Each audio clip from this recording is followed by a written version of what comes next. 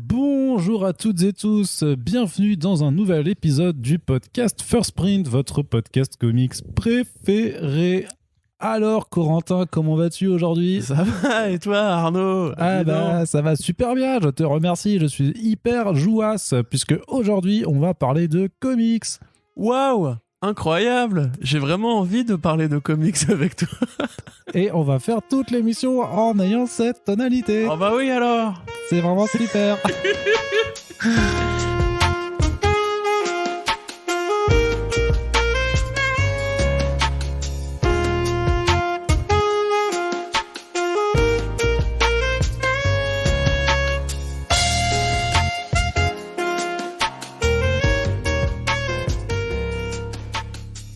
Tu m'as fatigué en 5 minutes là. Oui, je me suis auto-fatigué également. Vous êtes dans le nouveau Front Page pour attaquer l'actualité du mois d'avril, du début du mois d'avril. Front Page, voilà, c'est votre revue de news, comics et adaptations qui arrive tous les 10 jours pour faire un petit peu le point sur ce qu'il se passe d'excitant dans la sphère des comics. Corentin, donc, je te pose la question. Normalement, tu vas bien ?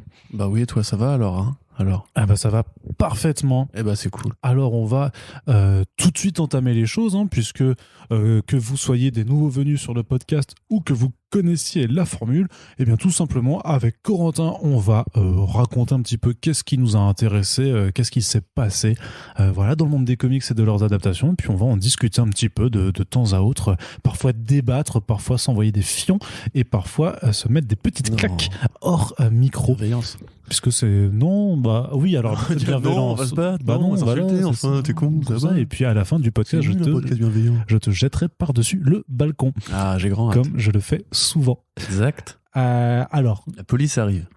Il a admis, ça y est. Alors on va commencer par un petit point, un petit point, voilà, un petit point. Un petit point. Dans ta gueule. Un petit point salon, c'est ça ? Non, un petit point dans ta gueule. Un petit point salon, très drôle Arnaud. T'es en forme toi aujourd'hui ? J'ai pris du café. Voilà, j'ai juste pris le pot de café, je l'ai reposé, ça allait mieux, tu vois. Alors, c'est vrai qu'on vous parle souvent. On vous parle. Non, moi je l'aime bien. Il est un peu bordélique. Par contre, ça effectivement, donc il va falloir un petit peu se cadrer, se mettre dans une case comme dans une bande. Je me cadre là. Dessinée. Là, c'est pas mal. Là, je suis bien cadré. Yes, c'était pas mal comme ça. Donc, premier point sur un nouveau projet en financement participatif. On en parle souvent. En fait, c'est parce que c'est la période, le printemps. C'est un peu comme la saison des amours. Les financements participatifs se reproduisent. Non. Si. Bah si, c'est des amours, les chats et les chiens sortent dans la rue et font des Kickstarter, bien sûr. C'est la saison des amours. Tout à fait. Faites attention aux Kickstarter qui se multiplient. Les contreparties et tout, incroyable. Ah, tu veux Non, essaye pas par là, continue. Vas-y. D'accord, non, mais tu me déconcentres, forcément tu me parles de sexe, moi ça, voilà, j'ai envie voilà, je suis un gamin, donc j'ai envie de faire des blagues dessus. Non mais voilà, tout ça pour dire qu'effectivement on vous parle souvent de projets de crowdfunding, mais on vous parle surtout de ce qu'on pense qui pourrait vous intéresser. Et donc celui qu'on va aborder là, c'est un ouvrage qui s'appelle Super-héros sous le masque. Ça va sortir aux moutons électriques sous peine d'être financé. C'est prévu pour la fin de l'année. Et qu'est-ce que c'est que ça, Corentin ? Eh bien, tout simplement, un essai collectif sur les super-héros. Donc, c'est sous la direction de Victor Lopez qu'il va y avoir en fait une bonne douzaine d'auteurs et d'autrices réunis qui viennent un peu de tous les horizons, puisqu'on a des écrivains, des conférenciers, des universitaires, des autrices, des journalistes également, qui vont proposer en fait d'analyser le super-héros sous donc voilà, avec cette thématique de sous le masque, c'est-à-dire un angle un peu analytique qui vise à aller regarder un petit peu ce qui se cache derrière les aventures des personnages en collant et en costume.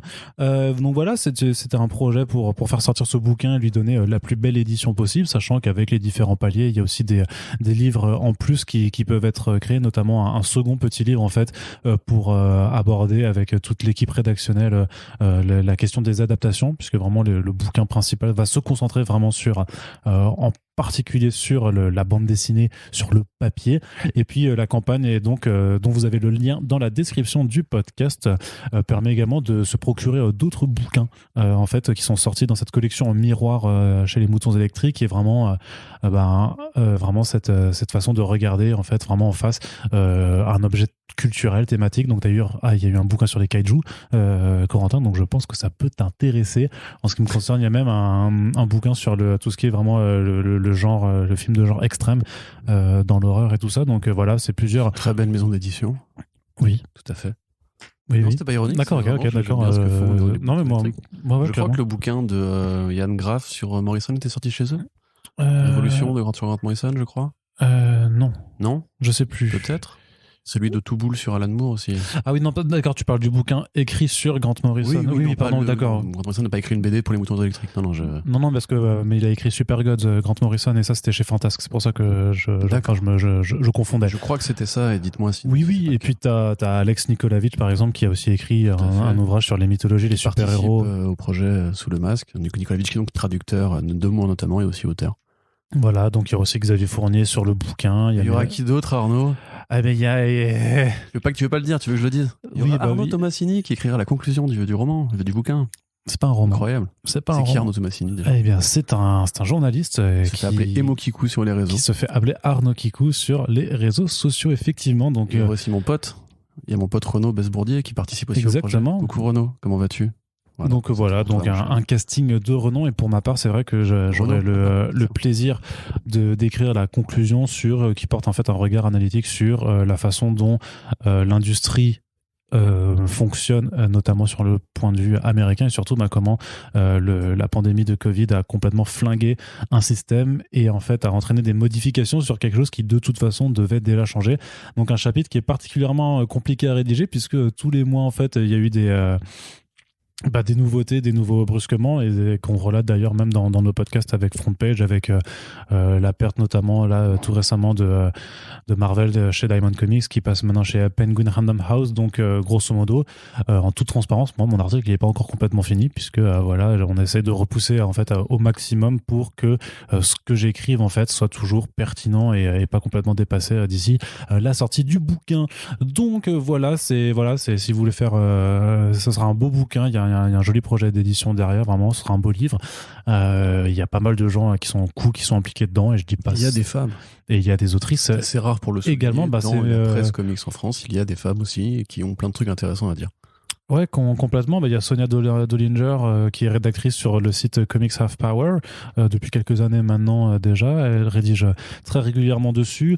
On a également Mélanie Boissonneau aussi. Voilà, donc Mélanie Boissonneau qui a écrit un ouvrage, elle a écrit plusieurs bouquins, mais notamment le dernier qui s'appelait Héroïne, tout simplement, et qui retraçait vraiment le parcours des héroïnes dans la pop culture, et pas que dans le super-héros, mais vraiment dans tous les registres de la pop culture. Donc c'est vrai qu'il y a une équipe qui essaie d'être diversifiée tout simplement, et c'est tout autant de points de vue que vous pourrez aller découvrir. Donc forcément moi j'ai un intérêt à ce que la campagne fonctionne correctement. Alors j'ai aucun intérêt financier, mais j'ai un intérêt personnel parce que j'ai envie que le bouquin soit le plus joli possible, et donc on espère que ça peut vous intéresser, et si c'est le cas, eh bien rendez-vous sur Ulule en ce moment-là, pendant le mois d'avril, pour aller découvrir ça.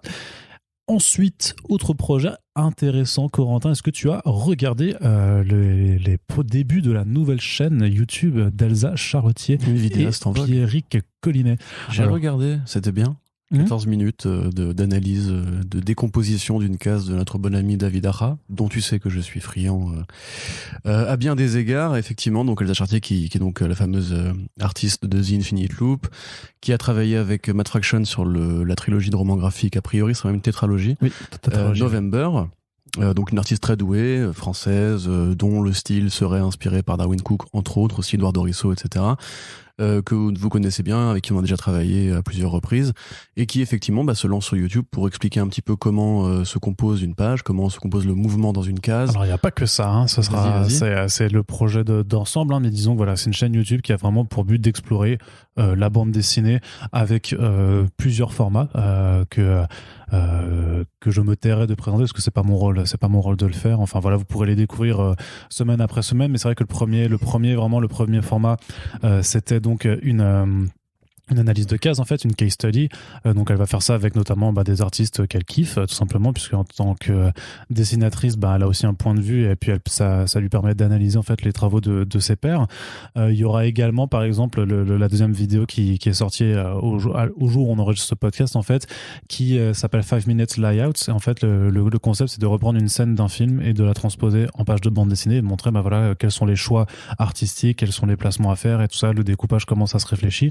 Et donc elle propose une façon de mettre en page avec un premier exemple, c'est une fameuse scène de rasoir dans un film qui s'appelle Reservoir Dogs. Et donc voilà, il y a tout un tas de vidéos qui seront proposées par la suite sur cette nouvelle initiative. Et en accompagnement, il y a aussi un Patreon du coup qui est mis à côté pour pouvoir soutenir donc Elsa Chartier et Pierrick Collinet, avec qui elle travaille depuis de nombreuses années, parce que c'est Pierrick notamment qui s'occupe surtout de tout ce qui est montage prod et tout ça. Il y a quand même une qualité de prod dans la vidéo qui se voit de façon assez spectaculaire. En tout cas, personnellement, quand j'ai vu la première vidéo, j'ai fait ah oui, d'accord, on est à ce niveau-là, à ce niveau-là de qualité. Donc, on vous invite tout simplement à aller sur YouTube et donc de regarder ces premières vidéos. Parce que vous aimiez les comics ou pas, je pense que, et la bande dessinée de façon plus générale, l'art séquentiel, vous allez apprendre des trucs, même quand vous pensez être un très gros lecteur et que vous savez plein de choses. En fait, il y a encore des trucs à découvrir. Et puis, vu franchement, tout simplement la qualité de prod, je trouve que c'est plutôt cool comme initiative. Et donc on passe à la suite, très cher Corentin, avec de l'événementiel un petit peu. Voilà. Ritpop, qui est l'organisateur de la New York Comic Con, prévoit une convention en présentiel pour l'automne prochain avec guillemets je quote, une composante virtuelle également, c'est-à-dire que ne devrait pas tout y avoir forcément en présentiel, mais ils veulent quand même réunir du monde aux États-Unis, sachant que San Diego Comic Con a déjà aussi annoncé qu'en novembre, ils faisaient une sorte de mini-manifestation. Alors mini, c'est-à-dire qu'au lieu d'avoir 25 000 personnes, ils en auront que 5 000, je ne sais pas comment ils vont faire, mais vraiment l'événementiel est en train de se remettre en place tout doucement aux États-Unis. Est-ce que toi, tu serais intéressé pour y aller? Est-ce que tu aurais envie d'aller dans le Javits Convention Center, qui est grand? Du coup, tu me payes le billet? Non, mais admettons. Est-ce que les tipeurs peuvent me payer le billet? Admettons que les tipeurs puissent te payer le billet. Est-ce que tu aurais envie d'aller du coup à la rencontre de nouveau de plein d'autres gens? Ouais. Voilà, c'est pas oui. Mais comme je l'ai déjà dit, moi personnellement, je n'aspire, mais c'est très personnel. Après, évidemment, c'est pas un point de vue d'épidémiologiiste, comme on dit. Tu sais qu'a priori, tu peux lire 3 publiés et c'est bon. Oui, parce qu'il paraît que Macron aussi, ses parents étaient médecins, donc quelque part, il s'y connaît. Non, c'est juste, moi, j'aimerais bien que la vie, effectivement, reprenne son cours. Aux États-Unis, ils en sont à, je crois, 100 millions de personnes qui ont reçu au moins une dose, quelque chose comme ça. Donc, d'ici à ce qu'on soit en novembre, il est bien possible que une majorité, enfin, les 51% de gens soient vaccinés. Il y a des législations qui s'orchestrent actuellement pour savoir si on peut pas rouvrir le public pour justement les gens vaccinés. Tu veux vérifier? Je suis pas sûr de mon chiffre. Non, t'inquiète. C'est sur Google que j'ai vu ça, donc peut-être que c'est faux. Mais 112 millions, me dit Google, donc c'est pas mal pour une première dose. Donc peut-être que d'ici là, voilà, on en sera sorti. Après, c'est vrai que moi j'ai tendance à être optimiste parce que l'été, a priori, sera le moment où on va vraiment commencer à dompter un peu la maladie. À chevaucher le tigre. C'est ça, à enfourcher le tigre. À enfourcher le tigre, comme dans le plan culturel d'été dernier. Tu te souviens, l'été apprenant et culturel. Important. Non, on n'a rien vu. Qu'est-ce qu'on a appris? Il y a Harry Esther qui a chopé le Covid et voilà. C'était le programme culturel du gouvernement pour l'année dernière. Non, mais voilà, après, c'est vrai que je pense quand même qu'on peut commencer à être optimiste. Certes, il faudra des années avant que tout le monde soit vraiment vacciné pour de bon. Les États-Unis vont quand même assez vite de ce côté-là. Et c'est vrai que le passage de témoin présidentiel a aussi permis de prendre conscience de certaines choses qui étaient jusqu'ici ignorées. Donc oui, non, moi dans l'absolu, je serais partant pour l'idée qu'on essaye, évidemment avec des jauges, avec des mesures de sécurité, que tout le monde porte bien un masque et compagnie par sécurité, etc. Mais comme je t'avais dit pour la SDCC, ça me paraît pas déconnant de commencer à envisager l'avenir. En plus, il faut quand même se dire que ces boîtes-là, elles ont perdu énormément d'argent. L'événementiel a fait partie des secteurs les plus touchés l'année dernière. Forcément, j'ai envie de dire, parce qu'il n'y a pas... L'événementiel sans présentiel, on a vu ce que ça donnait, ça a pas été très, très vivant, on va dire. Donc oui, non, dans l'absolu, moi ça me va, mais je sais pas si la question était du coup très pertinente, parce qu'à mon avis, les gens s'en foutent de savoir si moi je suis d'accord. Peut-être, je sais pas. Bah, dans ce cas-là, ils s'en foutent de savoir si t'es d'accord sur tous les sujets. Et dans ce cas, on arrête le podcast. Tout à fait. Allez, on arrête. Ok. Allez, c'était vraiment très sympa. Voilà, on a duré 6 mois. Et puis voilà, c'est fini. C'était bien. C'était cool. C'était bien. Hein. Joué 6 mois, Arnaud. Merci. Et donc, oui, non, je suis content.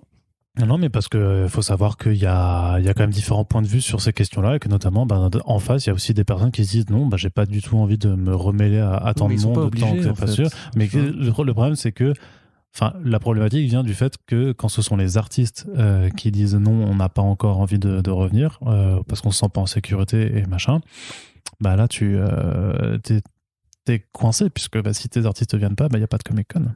Oui, mais dans ce cas-là, il y aura des panels avec d'autres gens, tu sais. Je veux dire, c'est pas non plus inenvisageable que la part du divertissement comics. Déjà, je suis pas persuadé que les artistes n'aient pas envie de venir, au contraire. Moi, si je te dis ça, c'est parce que je les vois explicitement sur Twitter disant hell no. Oui, non, mais pour certains d'entre eux, c'est sûr. Après, il faut voir où on en sera d'ici. Tu m'as dit en automne, c'est ça, donc d'ici septembre.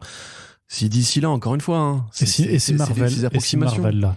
Si 150 millions de gens, par exemple, il a rigolé. Si 150 millions de gens ont reçu une dose ou deux d'ici cet horizon-là, on peut imaginer que il y a une sorte, je sais pas, de test PCR à l'entrée, des trucs comme ça, des tests salivaires à l'entrée. Alors ça marche pas comme ça, le test PCR. Non, pas de PCR, mais celui où tu as resté tout de suite. Salivaire, c'est ça? Ouais, plutôt, je crois. Ouais. Excusez-moi, j'essaie d'esquiver un peu tout ce qui est info Covid depuis peu parce que ça me fatigue moi aussi. Mais voilà, pas pour ceux qui veulent. Je pense qu'il y en aura qui voudront. Les mecs sont quand même enfermés depuis 1 an et demi chez eux à rien foutre. Enfin, 1 an et demi.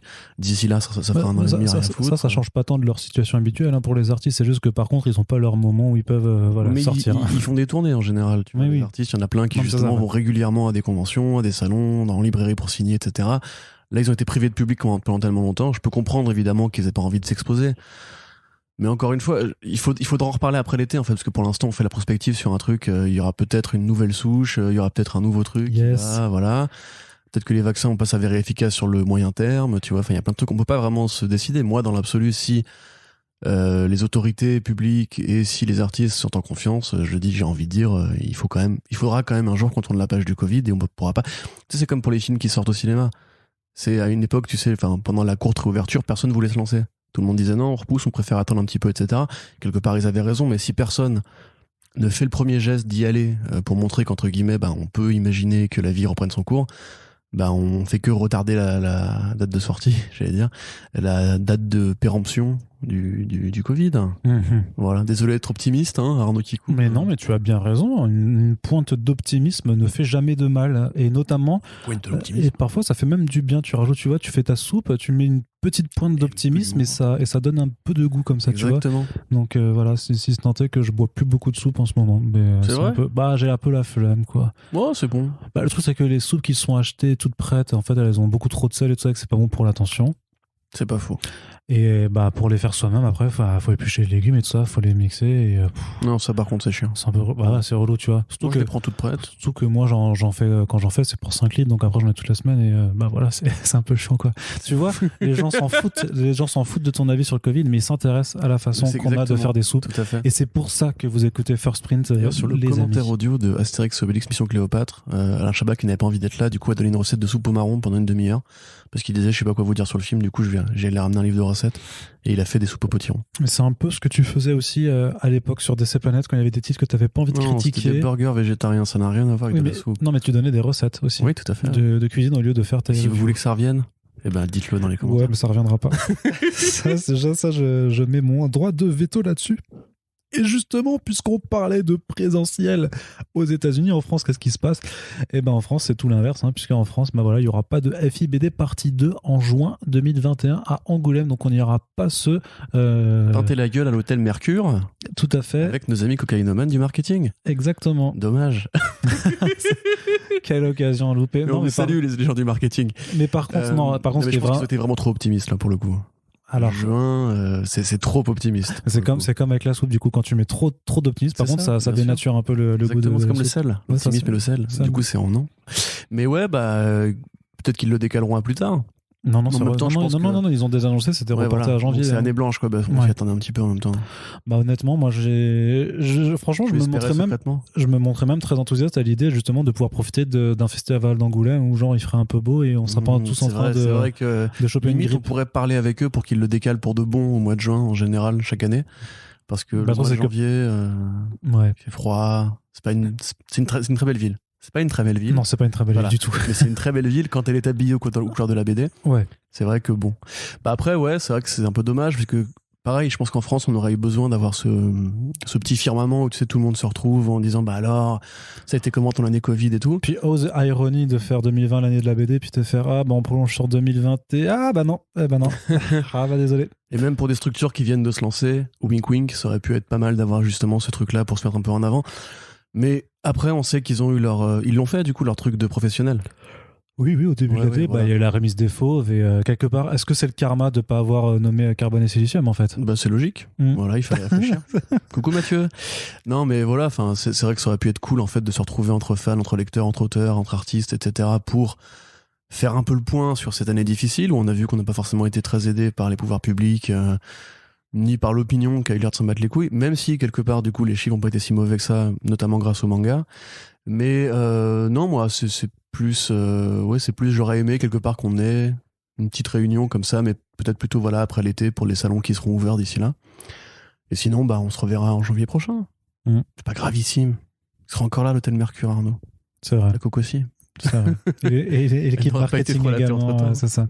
Non, mais je pense que ça aurait été intéressant. Tu vois, de la même façon que j'ai quand même vachement apprécié en septembre dernier d'aller à PopCon Toulouse, qui avait été repensé complètement en extérieur et tout. Alors, c'est pas du tout le même contexte ou la même chose, mais je pense qu'il y aurait eu des aménagements aussi pour que ce soit au maximum dans un extérieur en fait et pas dans les bulles. Surtout que c'est logique, puisque Angoulême, beaucoup de choses se font en extérieur en fait. Oui, mais t'as quand même les bulles qui sont des espaces fermés, donc ils auraient dû certainement ouvrir les choses, et c'est quelque chose qui est faisable, a priori, au mois de juin, quand il fait beau. Après, Angoulême, si les bars sont fermés, tu vois ce que je veux dire ? Déjà, personne n'en là, par contre, je vois carrément ce que tu veux dire. Tu peux plus vomir dans les rues qui font des pentes. Du coup, c'est moins drôle, parce que tu peux regarder ton vomi qui coule. Non, ça n'a aucun intérêt. Ça, j'ai jamais vomi en Angoulême, par contre. C'est vrai ? Bah non, jamais. Bah Arnaud. Bah enfin. Et tu te dis journaliste de BD ? C'est vrai. Je ne suis qu'un usurpateur. Non, mais on se reverra l'année prochaine. T'inquiète pas, en gougou, on revient. Allez, et on continue et on fait un petit tour du côté de la VO. Une confirmation d'une bonne nouvelle, enfin on l'espère peut-être, enfin ça peut être une bonne nouvelle. Corentin soupire, il fait ouin. C'est les mots, n'importe quoi. J'ai du tout fait ça. Si, toi t'as levé les yeux et ton regard faisait. J'ai levé les yeux aussi, j'ai pas fait ouin. C'est Blouski, je l'aime pas. Non, c'est Blouski, je l'aime pas, oui, ça c'est vrai. Bah voilà. Tout à fait. Bah voilà. J'ai pas besoin de faire ouin, je peux juste dire c'est Blouski, je l'aime pas, y a pas de... Tu me saoules. Qu'est-ce qu'il est offensant. Un jour. Lui, il est offensant. Je l'inviterai dans un Super Friends. Boulski-san, là. Tu veux qu'on en parle de ça ? Un jour, on fera une émission sur CBC Boulski pour rappeler que c'est un vil enfoiré. Un jour. C'est vrai. J'ai plein de trucs à dire, moi, là-dessus. Mais donc. Une nouvelle série. Tina Grace avec CBC Boulski, hein ? Tu veux qu'on parle de ça, peut-être ? C'était CBC Boulski, ouais, oui, tout à fait, ouais. C'était tout l'éditorial de Marvel, en fait. Mais Alonso était plus cool, je pense. Bref, donc ils refont une série Moon Knight, Arnaud, incroyable, avec Jed McKay et Alessandro Cappuccio. Voilà, comme tu es italien, je te laisse le dire, comme ça c'est pas raciste. Non, apparemment, il y a vraiment des trucs sur le web où il faut mieux prononcer les mots italiens parce que ça énerve les vrais Italiens. Tu sais, il y avait une vidéo qui était où Nana qui disait, il dit pas cappuccino, on dit cappuccino. Et tu vois, maintenant il faut vraiment faire cet effort-là pour pas offenser nos amis. Les Rital. Donc, c'est pas ouf. J'ai un grand-père italien, je m'en bats les couilles. Donc, c'est à la fois cool, c'est à la fois moins cool. C'est cool parce que c'est Jed McKay et que c'est un artiste qui est compétent. Hein. C'est vrai qu'il n'a pas forcément été aussi loin qu'il aurait pu ou dû. Mais sur la série Taskmaster, pardon, le maître de corvée, je vais dire, il est plutôt pas mal, efficace, c'est rythmé, c'est punchy et tout. A priori, ça va revenir au costume original d'après la cover qui est sortie de McGuinness. Ça va par contre de McNiven, pardon, excuse-moi, n'importe quoi. Ça va par contre prendre ses racines, c'est que des Mac. Ça va par contre prendre ses racines dans du coup la série Avengers de Aaron. Parce qu'il y a eu un arc narratif qui s'appelait Age of Khonshu. C'est ça. Donc grosso modo, Khonshu essaye de prendre le contrôle. En mode si je contrôle tout, je m'assure qu'il arrive plus rien de mal et tout ça. Et il se fait rétamer la gueule par les Avengers. Et du coup, c'est pour ça que Moon Knight en revient un peu à ce qu'il sait faire, c'est-à-dire du tabassage de mecs dans les rues, quoi. Ouais, et le problème, c'est ce que j'avais déjà pu dire à l'occasion de la série Moon Knight, qui était que c'est compliqué quand même de passer derrière l'immense travail qu'a fait Jeff Lemire sur le personnage, qui a quelque part justement déjà cassé ce stéréotype de mec qui est juste un Batman au rabais dans les rues de New York. Encore une fois, tout a déjà été un peu dit. Après, c'est un challenge, quelque part, justement. Ça peut être intéressant de voir comment il va réussir à transcender le truc, ou même s'il va essayer de transcender le truc ou de faire du vrai classique. Parce qu'on n'est pas non plus idiot. On sait qu'il y a des impératifs à refaire du Moon Knight maintenant parce que la série, justement, arrive. On n'a pas de date d'ailleurs encore. C'est 2022 la série Moon Knight, il me semble, Arnaud Kiko. C'est 2022 la série Moon Knight. Oui, je crois pas qu'elle arrive cette année. Non, voilà, donc non, là, ils ont encore un peu de temps. Il faut voir ce qui va. Moi, j'avoue que j'étais quand même assez déçu. Là, donc, elle est même pas encore entrée en tournage. Donc, non, mais tu sais, on a vu Oscar Isaac qui s'entraînait et tout, donc peut-être que. Ah non, ça va tourner cette année, mais je pense que c'est début d'année prochaine, quoi. Ok. Qu'est-ce que je voulais dire? Du coup, ouais, j'avais été un peu déçu par le passage de Max Bemis, qui justement avait repris les rênes de la série après Jeff Lemire, et qui en fait était juste là pour faire durer le titre jusqu'au numéro 200. Voilà. Oui, Marvel, c'est vrai. Dès le numéro 200, ils ont annulé. Oui, c'est vrai. Hop, c'est bon, on a vendu, allez hop, on annule. Donc, je sais pas trop ce que Marvel compte faire du personnage maintenant. Il est possible que, je dis bien il est possible, que le volume de McKay soit un indicateur potentiel sur la direction qui va être donnée à la série. Après, c'est pas sûr non plus, parce que là, par exemple, la série Taskmaster, a priori, n'a rien à voir avec la façon dont le personnage sera présenté dans Black Widow. Ouais, puis c'est encore loin, alors c'est pour préparer, forcément, t'as toujours cet accompagnement cross-média, mais c'est quand même encore très loin. Je veux dire, le numéro sort cet été et la série arrivera que 6 à 8 mois après. Donc, certes, tu auras un TPB disponible, mais bon. Tu vois, s'ils partent dans le full cosmique, façon Kuncho, hallucination, psychédélique, etc., ça peut être un indicateur. S'ils repassent au côté street level, baston, schizophrénie, taxi, etc., ça, tu vois, je pense que ça peut quand même guider, ne serait-ce que le retour du costume classique et pas celui de Greg Smallwood, enfin de n'importe quoi, de Declan Shalvey, peut être aussi justement une piste sur ce qu'on pourra attendre esthétiquement, tu vois, de la série. Après, enfin, il faut voir. Franchement, je suis quand même toujours dubitatif, même si c'est maintenant Kevin Feige qui est le grand maître partout à bord, de voir comment les divisions ciné et comics se répondent ou communiquent entre elles par rapport à leur projet. Bah, moi, ce que je t'avais dit par rapport à ça, c'est quand tu prends la série, déjà Taskmaster et US Agent, où justement en fait c'est deux séries assez comiques et assez punchy, un peu à la Hawkeye Freefall en fait. C'est rythmé, débile et compagnie, où en fait on se fout carrément de la gueule de ces personnages là en les rendant plus ridicules qu'ils ne sont dans les films et séries. Donc peut-être qu'il y a une liberté qui est trouvée. Bah ouais. Moi après c'est vrai que Moon Knight j'y tiens quand même assez, et c'est aussi un personnage qui est facile à foirer. C'est-à-dire que c'est facile en fait de se réfugier dans le gimmick, c'est facile de prendre juste le haut de la surface du personnage et pas d'aller au fond. Et quelque part, ouais, c'est. Après, encore une fois, il a bien fallu réapprendre à écrire du Hawkeye après Matt Fraction. Il y en a qui ont essayé, qui n'ont pas réussi. Il y en a qui sont très bien arrivés, comme Matthew Rosenberg. Moi, voilà, si ça peut être le Freefall de Moon Knight, tu vois, une série qui, quelque part, a pas forcément l'ambition de transcender quoi que ce soit, mais qui est efficace, qui est rythmée, qui est punchy, et ça, pour le coup, McKay sait faire, ça me va. Après, je connais moins bien l'artiste en question, du coup, qui fera ses débuts chez Marvel pour l'occasion. J'ai pas lu ses Power Rangers. Ouais, Alessandro Cappuccio. Si, j'ai dû lire ses Power Rangers, mais je me souviens pas duquel c'était. Non, et puis il était surtout encreur aussi. Il a ancré Simone Di Meo aussi. Voilà. D'accord, ok. Bon, on verra bien. Ça sort quand cet été, en juillet. Très cool. On en reparlera dans un Back Issues. Effectivement. Et alors, est-ce qu'on parlera d'autre chose dans le Back Issues? Peut-être à la rentrée de X-Men. Gros plan annoncé par Cebulski là. c'est celui-là là. Cebulski-san. Va pas être qui en parle là. Hein. Ouais, non, mais lui, hein. J'ai toujours envie de l'appeler par un surnom, mais ce serait pas correct. Et du coup, non, Cebulski-san, moi je trouve ça cool, il est japonais quand même. C'est vrai. Rappelle-toi. C'était quoi son blaze là? Parce que du coup, Cebulski a écrit sous un pseudonyme japonais, enfin sous un nom japonais, pendant plusieurs années en fait. Mais le truc c'est qu'il a poussé le vice ultra loin parce qu'ils avaient fait des fausses, ouais, c'est ça, ils avaient fait des fausses réunions avec je crois qu'ils ont même demandé à un mec japonais de jouer en fait son enfin c'est un truc. Vous voyez de Black Landsman, histoire. Bah, c'est pareil, mais sauf que le méchant c'est le blanc, enfin c'est le héros, c'est le blanc et il se passait pour un japonais. Ouais, enfin, il y a dans l'édition, en fait, ça n'a rien à voir avec. Il y a une histoire complètement dingue autour de ça parce que ouais, c'est ça, il y avait eu un appel à projet pour des personnes asiatiques et que du coup il s'était fait passer pour un asiatique pour pouvoir écrire. Voilà. Non, c'est pas ça, il n'y avait pas eu d'appel à projet, c'est juste que en tant qu'éditeur il pouvait pas écrire, du coup il s'est fait passer pour un autre Donc les gens qui disent Marvel, SJW, etc., c'est pas totalement vrai. On vous rassure, il y a encore des bons enfoirés à la tête du machin. Ah oui, bah après ça dépend aussi des messages qui sont dans les séries par rapport aux personnes qui les font. Je veux dire, on a quand même eu un Warren Ellis qui a un peu montré voilà la triste réalité de l'envers du décor, quoi. C'est-à-dire que ça, tu t'as beau mettre les messages les plus engagés dans tes œuvres, que ça n'empêche pas au mec derrière d'être aussi, enfin, personne n'est parfait, quoi.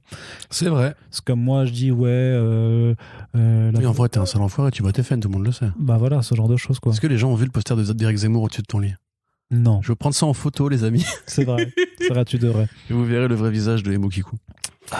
Donc, ce relaunch des X-Men qui s'appellera Reign of X. Non, Reign of X, c'est l'étape actuellement qui en s'appellera cours. Classified, alors. Qui s'appellera effectivement Classified, puisque le but c'est de faire du teasing. Non, mais grosso modo, on savait déjà qu'en juin, donc, il y aurait le nouvel event des X-Men qui est le Hellfire Gala. Donc, une grande soirée électorale à l'issue de laquelle, en fait, une nouvelle équipe de X-Men sera composée. Et donc, forcément, quelque part, pour accompagner éditorialement ce qui se passe dans le récit, c'est à peu près normal, en fait, d'avoir un relaunch des X-Men, donc qui aura lieu à partir du mois de juillet.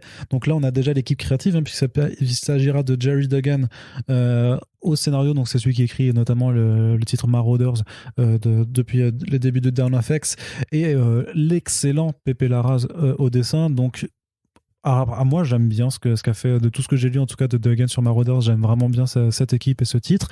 Mais par contre, juste Pepe Larraz, ça va être folie furieuse. Pepe Larraz, il avait déjà fait House of X, je crois. Oui, il avait dessiné.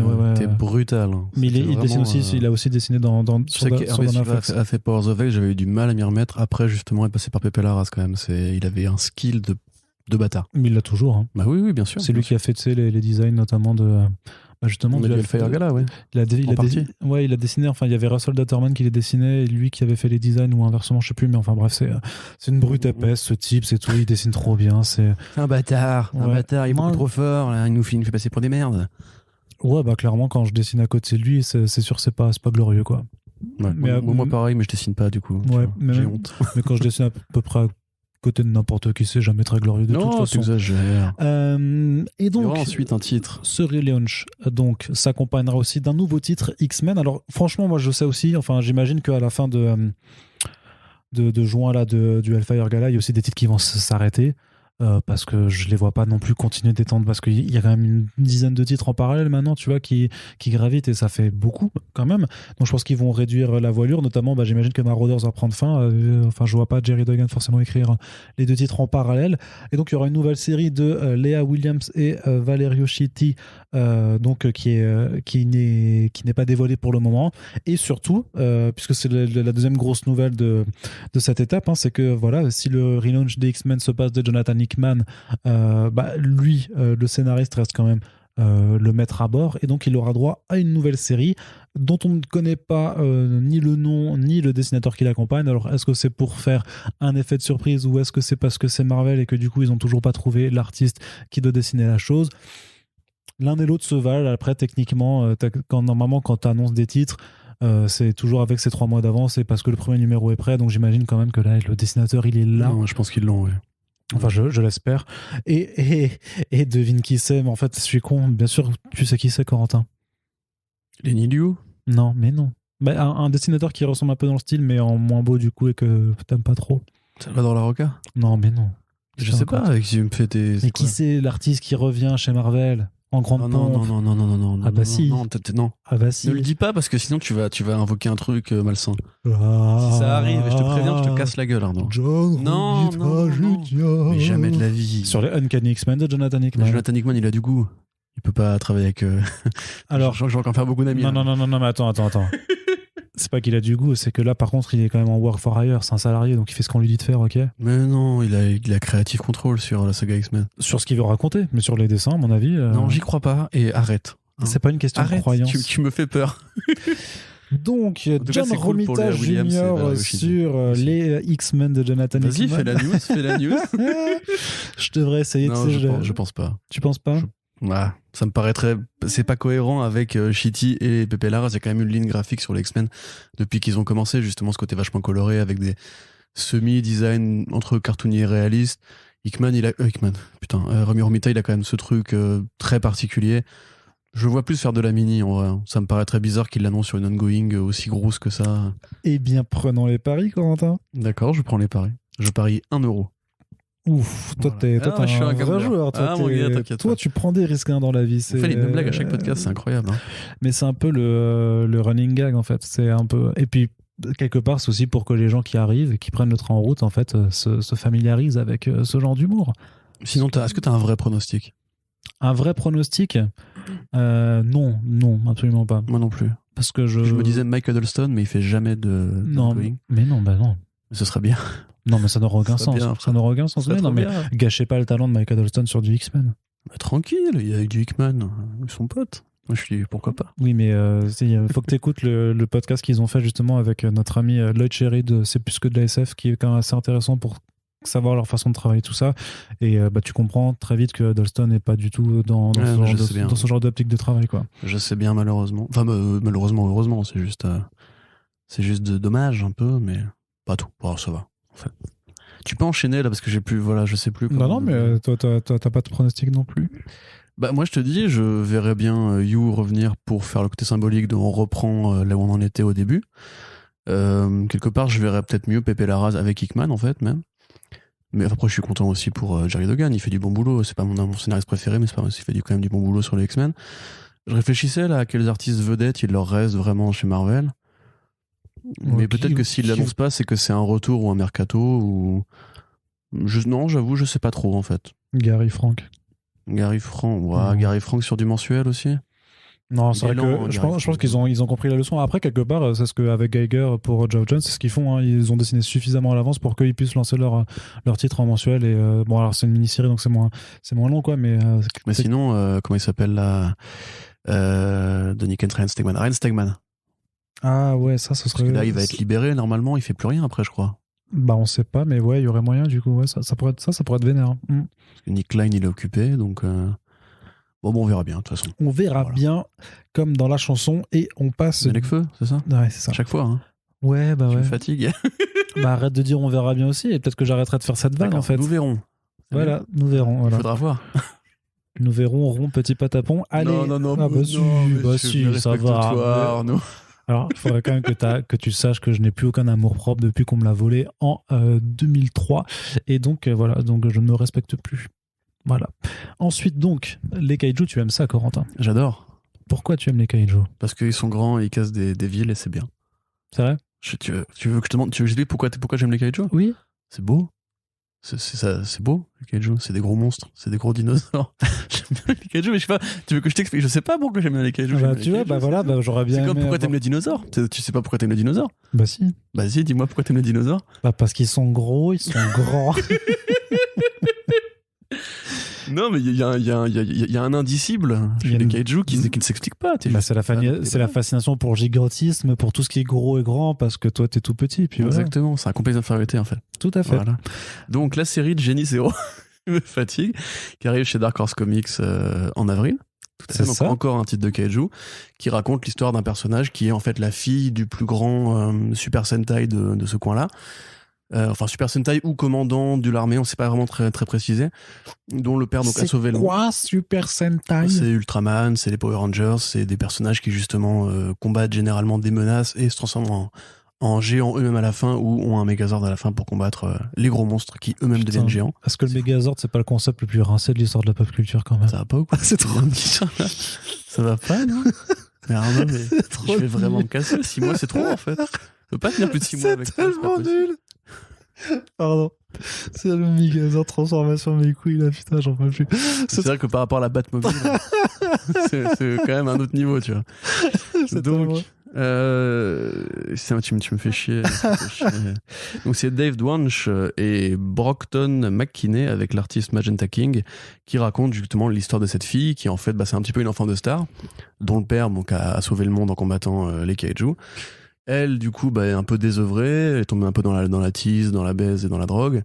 Et puis là, d'un coup, les kaiju reviennent, donc c'est à elle de sauver le monde. Donc c'est une sorte de twist un peu rigolo et psychédélique sur les séries de kaiju habituelles. A priori, elle peut devenir gigantesque comme dans Big Girls, puisqu'on voit justement sur les premières pages une très grosse patte où elle écrase des monstres. Donc voilà, encore un petit titre de kaiju en plus, après Kaiju Max, Big Girls, The Kaiju Score, etc. Donc ce qui prouve quand même que cet imaginaire prend bien en comics. Et ce qui est assez logique, puisque finalement ça coûte quand même beaucoup moins cher à faire. Enfin, ça coûte le même prix en fait de faire un comics de kaiju que de faire un comics sur n'importe quel autre sujet. Là où au cinéma, ça coûte raisonnablement plus cher. Moi, effectivement, je suis fan de Kaiju. J'ai été extrêmement déçu par Godzilla vs Kong. Et oui, je vais télécharger. Quel enfer, ce truc. Parce que je refuse de donner mon argent à Warner Bros. Surtout pour des films aussi pourris. À la limite, je considérerais peut-être d'aller voir le film de Denis Villeneuve en salle quand même pour envoyer de la force. Mais voilà, on nous prend un peu pour des cons avec le cinéma de monstres géants. Donc, quelque part, la BD est un très bon palliatif si vous êtes dans la niche des fans dont je fais partie. Ouais, puis c'est quand même cool de voir que ce registre-là est quand même particulièrement exploré. Là, c'est depuis une bonne année. Donc, avec Big Lord. C'est cool quand un Megazord. Hein? C'est cool le Megazord aussi. Non, c'est pas cool du tout. Cool, toujours pas. C'est trop cool, mec. Toujours pas.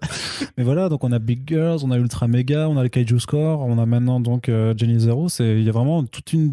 Et ça montre que même dans ce. Enfin, c'est pas comme si c'était pas évident, mais ça rappelle voilà, toute la diversité des tons et des genres que tu peux explorer à travers ce type de récit, certes codifié un petit peu, quadrillé, mais qui permet quand même d'avoir plein de variations sur une même thématique. Carrément. C'est là aussi que tu vois du coup que la génération qui a grandi avec à la fois des comics et du manga, enfin même en général de l'influence japonaise, nippo-américaine, arrive justement à trouver une voie dans le paysage des comics aujourd'hui. On peut ne plus faire, enfin on peut faire autre chose que des super-héros pour comme avoir du divertissement, de la couleur, des grosses bastons, etc. Et ça fait plaisir.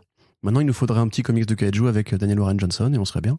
Oh là là. Tu vois Megazord 1. Non, toujours pas, complètement pas. Mais c'est bien d'essayer de forcer, mais c'est pas comme ça que ça marche. Mais tu sais que là, les gens te jugent, ne faut pas le dire en fait que t'aimes pas le Megazord. Mais ils le font tout le temps. Un bouffon. Mais ils le font tout. Oui, mais ça aussi, ça se passe tout le temps. C'est vrai que t'as raison. J'aurais dit que j'aimais pas Aliens, que je déteste Cloud Atlas.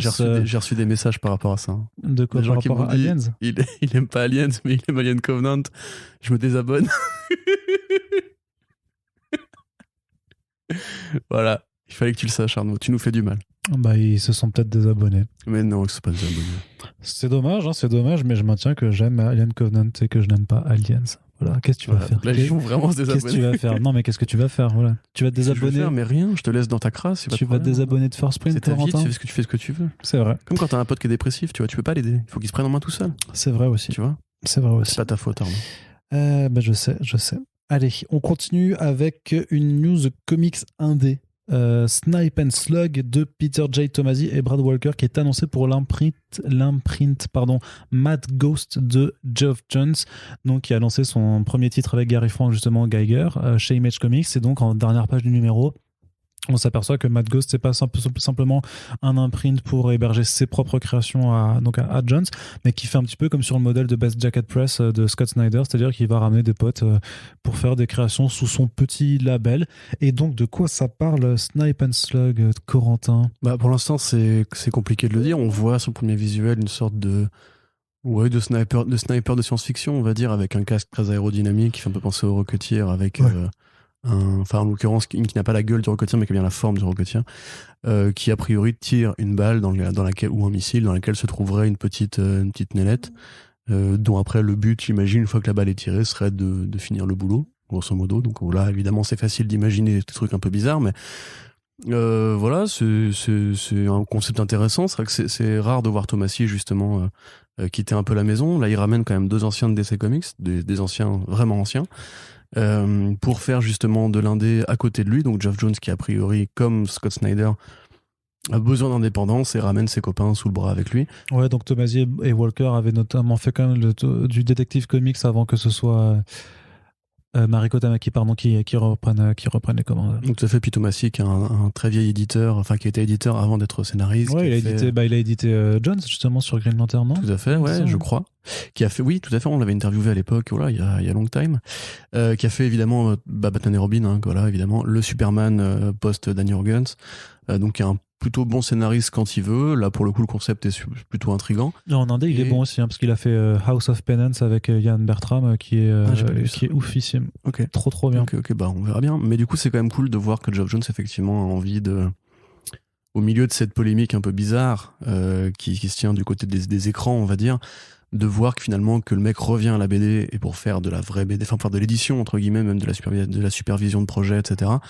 Moi j'avoue que je suis quand même content parce que je pense que le Geoff Johns scénariste de BD est quand même bien meilleur que le Geoff Johns producteur / scénariste de cinéma ou série télé, et que là en plus si ça peut amener du sang nouveau ou récupérer les talents de DC qu'on a un peu marre ou qui sont un peu effrayés par la gestion actuelle de la boîte, ça peut peut-être permettre une fuite des cerveaux vers Image qui pourrait faire du bien à Image précisément d'ailleurs.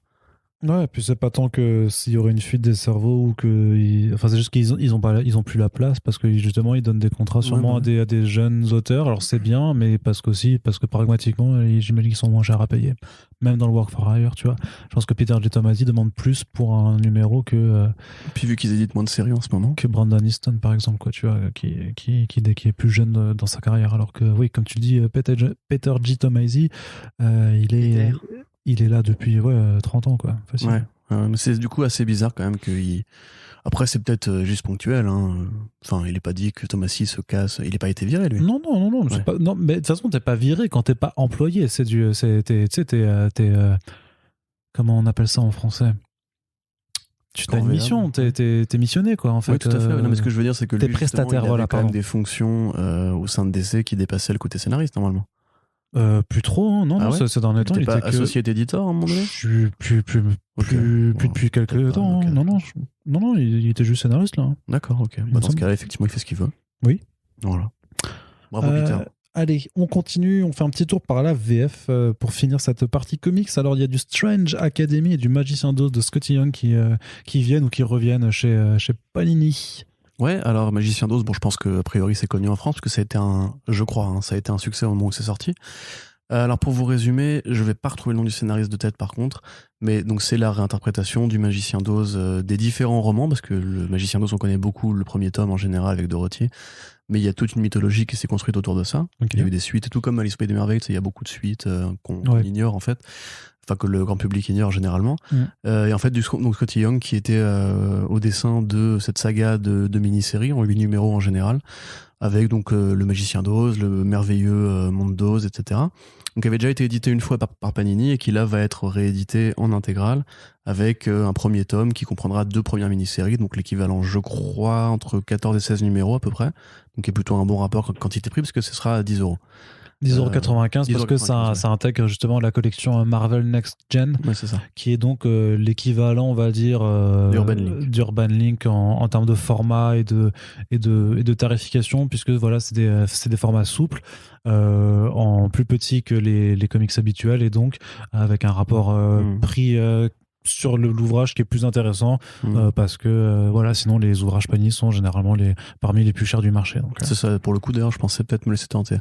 Et donc c'est Strange carrément, Academy, mais tu sais, moi je fais les non, pas cela, non, mais j'ai en Next Gen, tu sais, il y a le Spider-Man Loves Mary Jane là, enfin, que moi je kiffe bien. On avait parlé, et surtout t'as le Ultimate Comics sur Miles Morales. Tous les débuts de Miles Morales par Bendis et Piketty sont dans ce format-là. En tout cas, il y a les 2 premiers tomes qui sont sortis, et ça, je trouve ça vachement chouette à lire, quoi. Là, c'est d'ailleurs assez rigolo de voir que Panini met du Scotty Young en Marvel Next Gen quand Urban a mis du Scotty Young en Urban Link avec Middle West. Ouais, mais donc, du coup, entre auteur et scénariste, après, c'est des titres qui le sont clairement, donc voilà. Oh, Middle West, je pense que c'est peut-être plus entre 10 et 20 ans que, pour le coup, c'est vraiment jeunesse, hein, le monde Magicien d'Oz, etc. Ouais, mais après, Urban Link, c'est censé être un peu young adult aussi, par moment. Donc, après, parce que le vrai jeunesse de chez Urban, c'est chez Urban Kids, du coup, qui est aussi d'ailleurs en petit format et en souple, mais qui a quand même pas encore la même approche, hein, parce que c'est vrai que Something is Killing the Children, c'est pas pour les petits. Non, c'est pas pour les petits. On est d'accord. Donc du coup, voilà, il y a ça qui arrive, et donc Strange Academy qui lui sera au prix découverte de 10 € avec donc. C'est hyper rare qu'ils fassent ça sur du Marvel. Hein. D'habitude, ils le font un peu pour des indés, mais sur du Marvel, c'est très très rare. Hein. Bah oui, surtout que c'est. Non, oui, c'est un personnage jeunesse. Extraordinaire. Je l'ai vu venir. Au moment où je l'ai dit, je l'ai vu venir. L'enfoiré, il va prendre la corde à. Donc encore Scotty Young et Humberto Ramos, comme quoi il est partout. Donc Strange Academy, tout est dans le titre, hein, c'est l'académie bizarre. Ah zut, j'ai traduit trop littéralement. Tu m'as tué. Non, vas-y, je peux pas. Vas-y, raconte.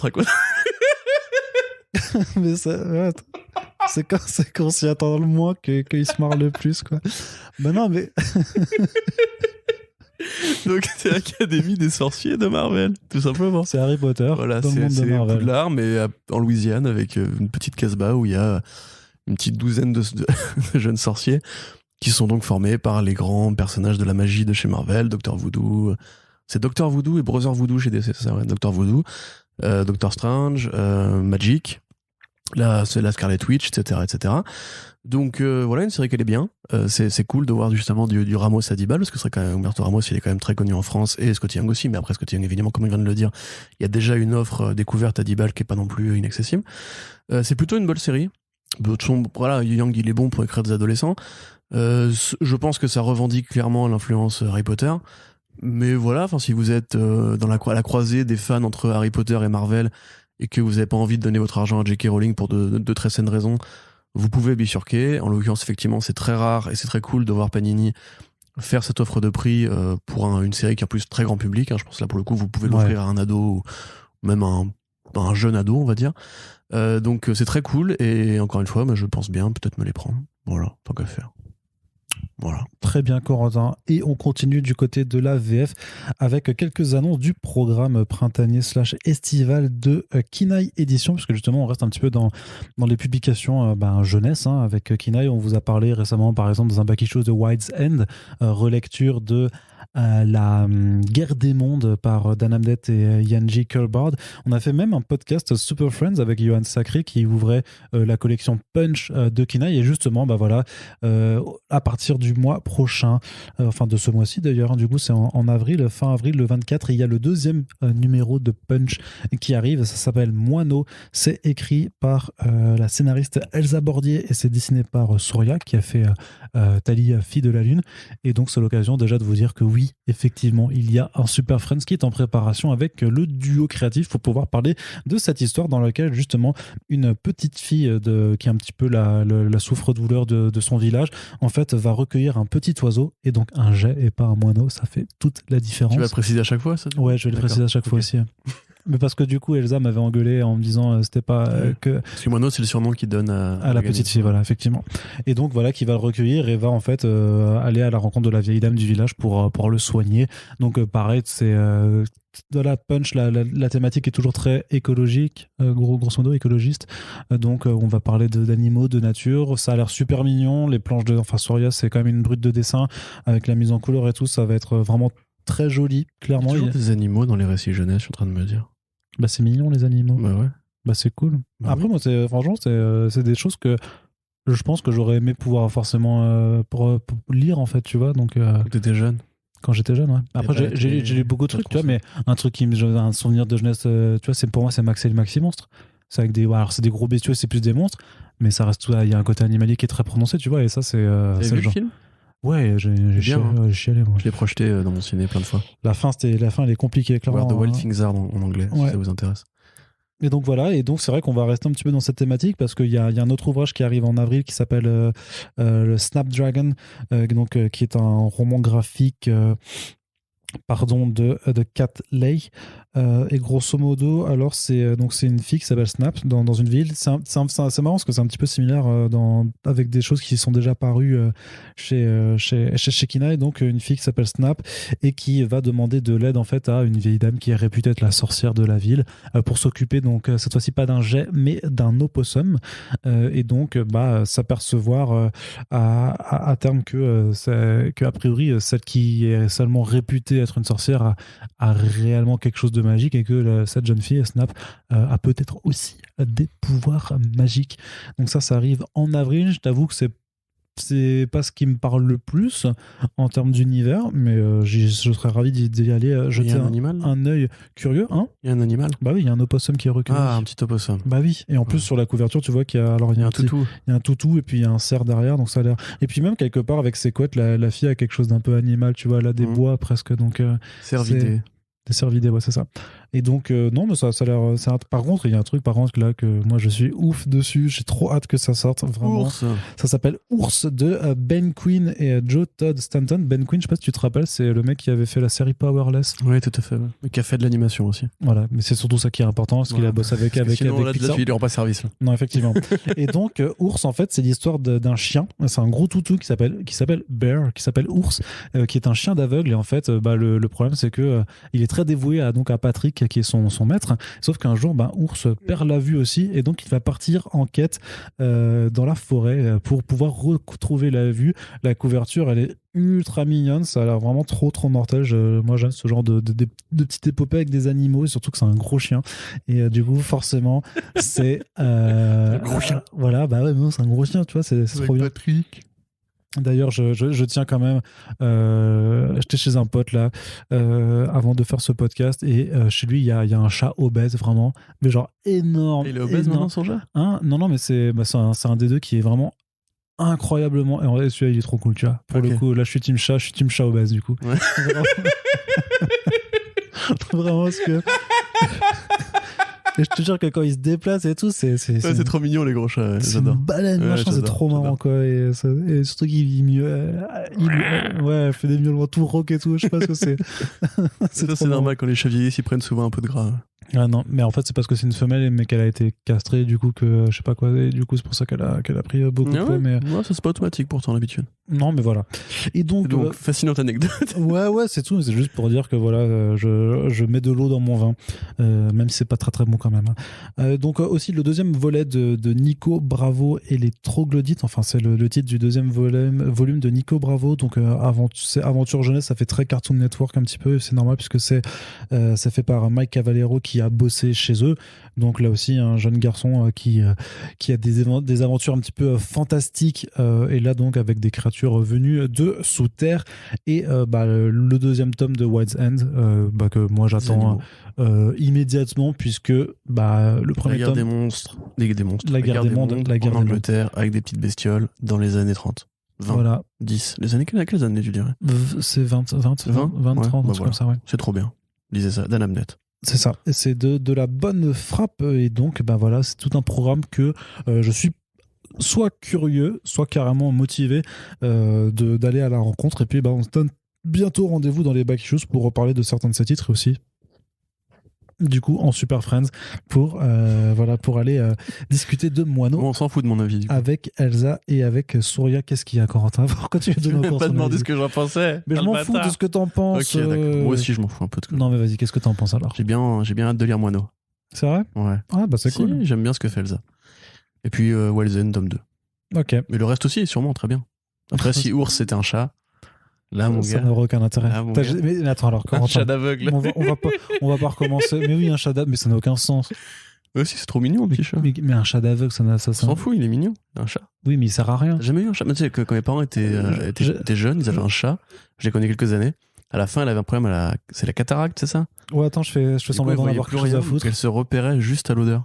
Donc les chats aveugles, déjà, ça existe. Alors. Ensuite, te moque pas du chat de mes parents, c'est le bâtard. Non, mais je recherche juste dans mes papiers si j'ai. Non, j'ai toujours pas ma carte d'assistante sociale. Donc, en fait, si ça prend plus de 30 secondes pour une vanne, c'est pas la peine, en fait, Arnaud. Bah, faut juste pas que tu m'interrompes.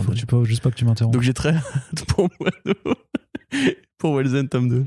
Voilà. C'est bien. Merci de m'avoir demandé mon avis, Arnaud. Ouais, c'est gentil. J'y réfléchirai à 2 fois avant de te le redemander. Mais du coup, on va terminer avec une grosse annonce, mine de rien. Enfin, c'est une annonce quand même qui est assez rigolote. Kurokawa, qui est un éditeur de manga en France, se lance dans les comics. C'est rigolo. Bah oui. Bah du tout. Donc Kurokawa, c'est un grand acteur sur le marché, mais voilà, qui publie des titres comme One Punch Man, comme Vinland Saga, comme Spy Family, et même aussi pas mal de trucs de licence comme tous les mangas Pokémon et tout ça, donc quand même un acteur assez important sur le marché. Et donc il y a un label qui s'appelle Kuropop qui lui permettait d'aller justement faire d'autres collections, un petit peu de sortir un petit peu des sentiers battus. Et puis là, c'est clairement ce qu'ils vont faire en allant repêcher donc Transformers, donc gloire à Megatron. Donc faut aller rechercher ce que c'est. Alors c'est la victoire des Decepticons sur les Autobots. C'est juste après, ouais. C'est juste après. On suit comment est-ce qu'ils vont imposer leur volonté. Maintenant qu'ils ont gagné, c'est quoi le monde qu'auraient laissé les Decepticons s'ils avaient pour une fois battu Optimus Prime? Voilà, quelque chose de très dystopique, et qui se situe en fait dans parce que moi j'ai regardé du coup l'historique des comics Transformers, c'est l'horreur. C'est horrible. Pourquoi? Mais parce que ça tu veux dire niveau qualité? Non, mais à comprendre en fait, en termes de continuité, de chez qui ça a été publié, de quand ça a été repris par qui, entre Marvel, IDW, des trucs annexes et tout, les crossovers avec toutes les autres licences, machin, c'est un vrai bordel. Mais grosso modo, ça c'est un titre qui fait partie de la première ère chez IDW, parce que grosso modo il y a 2 ères avant le dernier relaunch en date. Donc, et ça c'est un titre qui précède en fait, qui est dans la fin de la première ère, avant du coup un récit qui s'appelait The Death of Optimus Prime, qui avait donné ensuite un relaunch, enfin un reboot même de la saga, de la continuité, qui était entre 2012 et 2019. En 2019, il y a eu de nouveau un relaunch, et à partir de là, en fait, pour l'avoir en VF, tu vas chez Vestron. C'est eux qui publient du coup les titres. Mais grosso modo, ce que ça veut dire, c'est que pour avoir les dernières séries vraiment Transformers, c'est chez Vestron que ça se passe. Et là, par contre, on a un premier travail qui date d'avant, qui est une série qui a priori dans l'exécution a ses faiblesses, mais qui est quand même pas trop mal au demeurant, quoi.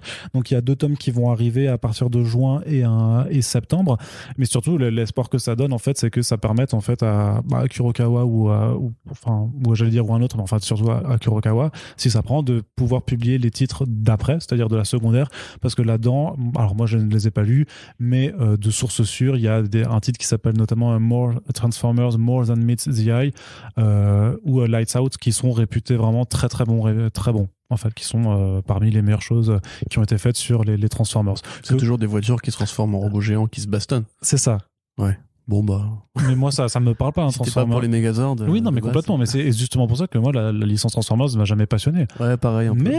Mais ça a le mérite d'exister. Et là, par contre, moi, ce que juste j'avais envie de souligner, c'était de voir un éditeur de manga qui se met aux comics, qui se lançait dans du comics. Peut-être que si ça marche, il y aura autre chose plus tard. Oui, faut voir après dans les licences qu'ils ont envie d'aller explorer, parce qu'il y a encore plein de choses il y a toujours plein de choses à faire et tout ça. Je les vois pas forcément, par contre, faire autre chose que de la licence, clairement. Surtout pour un label Kuropop, tu vois. Pour moi, ça me semble logique que ce soit que dans de la licence que ça aille, mais. Il y a peut-être du American Manga ou. Mais après, il serait qu'il y a beaucoup déjà d'éditeurs sur le marché, donc à voir si déjà effectivement pour les fans de Transformers ça cale un creux.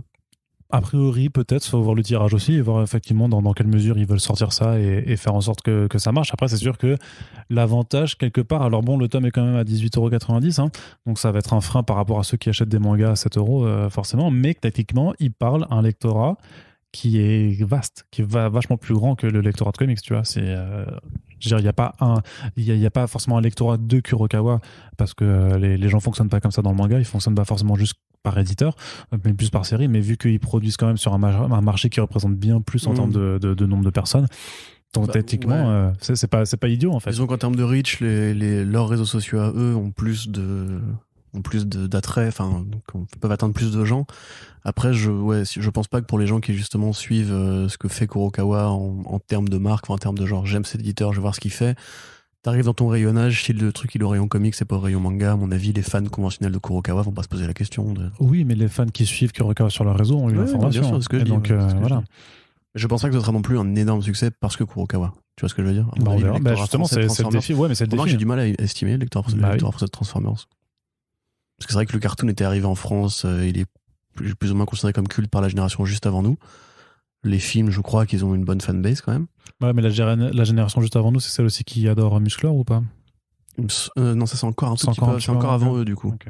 Non, c'est plus, tu sais, ceux qui ont connu vraiment le Club Dorothée, qui étaient vraiment gamins pendant le Club Dorothée, pendant que nous, on était vraiment bébés, quoi. Et moi, j'étais gamin, c'est ce que j'avais pas. Non, moi, j'ai pas vu le Club Dorothée non plus. Okay. Tu vois. J'avais 4 ans quand j'ai commencé à la télé, donc. Ah ouais. Ouais, j'ai les plus vieux souvenirs que j'ai, en ce moment. D'accord.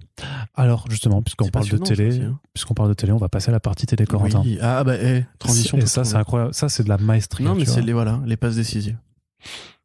Et panier 3 points. Exactement. Donc, du côté des séries télé, on a regardé un trailer. Lequel? Loki. Celui de la série Loki. Oui. T'as aimé, toi? Ouais, j'ai bien aimé, ouais. Alors ça a l'air un peu plus déjanté, bizarre et quelque part du coup généreux. J'aime bien la musique. Moi aussi j'aime bien la musique. Que Falcon et Winter Soldier. Quelque part on voit que Marvel justement a envie de tester un peu des nouveaux formats. Là c'est une sorte de série d'aventure en fait. Enfin ça se vend comme ça. Avec des inspirations Rick and Mortiesques. Il y a un petit peu Fringe aussi. Enfin, ça convoque, je pense, ce côté science-fiction d'une équipe qui gère des phénomènes paranormaux, en l'occurrence la Time Variance Authority. Ça va être très rigolo de voir écrit TVA partout, du coup, de notre point de vue. Mené par l'acteur Owen Wilson, enfin, qui est le personnage, l'acteur Owen Wilson jouera un personnage qui sera du coup le gérant de la Time Variance Authority, qui est un vrai truc des comics Marvel, où en fait, c'est inspiré par un concept méta où il y avait un mec qui était chargé de surveiller les erreurs de continuité et de les corriger en allant parler aux scénaristes de chaque série. Donc là, en l'occurrence, Loki, le Loki de Endgame, de Endgame, Loki de Endgame qui s'est barré dans sa timeline avec le Tesseract, du coup, est une anomalie temporelle qu'il faut donc canaliser. Et donc, il devient un agent. Ce qui est rigolo, c'est que du coup, il joue vachement sur le côté, Loki, c'est un peu le mastermind, c'est le dieu de la tromperie, et il a en face de lui un mec qui est a priori plus fourbe ou aussi fourbe que lui pour contrôler les gens. Donc, ça a l'air généreux. Il y a pas mal de plans, pas mal de situations. Ça joue vraiment sur l'iconisation de Loki à fond. Tu sens que Kevin Feige est très content d'avoir su créer et développer ce personnage pendant 10 saisons. On voit toujours 10 ans. On voit toujours pas Sofia Di Martino, donc a priori devrait être Loki IE dans cette nouvelle continuité. Donc c'est cool. Enfin, je sais pas, moi ça m'a vraiment donné envie. C'est plutôt bien éclairé. Il y a effectivement un bon rythme dans le trailer. Après, moi je vais pas le cacher. Comme je l'ai déjà dit, je suis pas très fan de Falcon et Winter Soldier. WandaVision m'avait bien plu. Mais la crainte que j'ai, c'est que comme WandaVision était un peu psychédélique et avait fini par se rattraper à la fin en revenant dans le moule, en fait, de la grosse baston avec le gros méchant, j'ai vraiment très peur que justement il n'assume pas ce côté Rick and Morty et qu'il y ait une fin de trajectoire pour Loki qui soit un combat contre un gros vilain qui quelque part même permettrait à Loki de se positionner comme un gentil.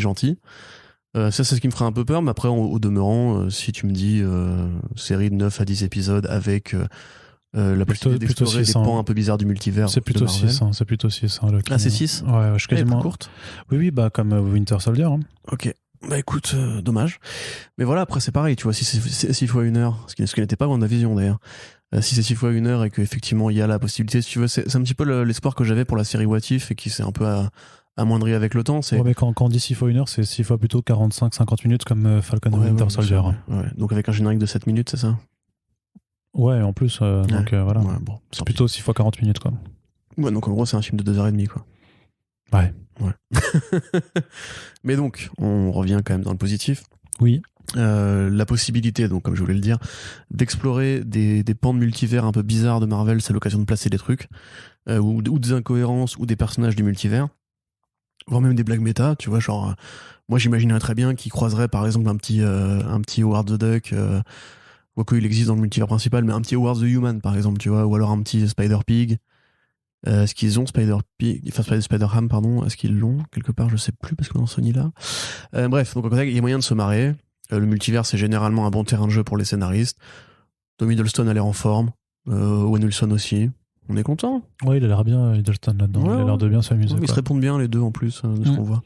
Non, je suis plutôt du même avis que toi dans le sens où j'étais assez motivé parce que c'est vrai que la douche froide fin de WandaVision plus début de Winter Soldier là, c'est on revient dans les clous quoi. C'est compliqué quoi. Ça redonnait du Marvel normal quoi. Ouais, et puis même au-delà, non, enfin il y a aussi des sacrés gâchis, il faudra en reparler dans un podcast dédié sur Falcon and Winter Soldier, mais à l'heure actuelle sur les 3 premiers épisodes, c'est vraiment compliqué. Je suis d'accord. Donc mais t'as le baron Zemo qui danse. Putain, mais quel enfer quoi. Il y a des montages qui m'ont fait un peu rigoler, mais ouais, je sais pas qu'en fait, si tu veux, j'ai l'impression qu'on est un peu des rabat-joie parce qu'il y a plein de gens qui aiment bien. Mais moi, c'est plus justement. Tu sais, moi, mon opinion vraiment là-dessus, c'est que en vrai, avec le contexte sanitaire tel qu'on l'a vécu, le fait qu'on sorte pas, le fait que les cinémas soient fermés, le fait qu'il y a eu quand même cette grande pause aussi de Marvel Studios. Les gens se contentent de cette petite dose de blockbuster. Ouais, c'est même pas, j'irais même plus loin. Mais alors, bien sûr, je peux me tromper mais c'est que de façon, franchement, il y a une sorte de désespoir tel en fait vraiment non mais de désespoir un peu culturel, de désespoir pop tout simplement, vraiment comme ça, un vrai vide qu'en fait ouais effectivement on est prêt à spammer devant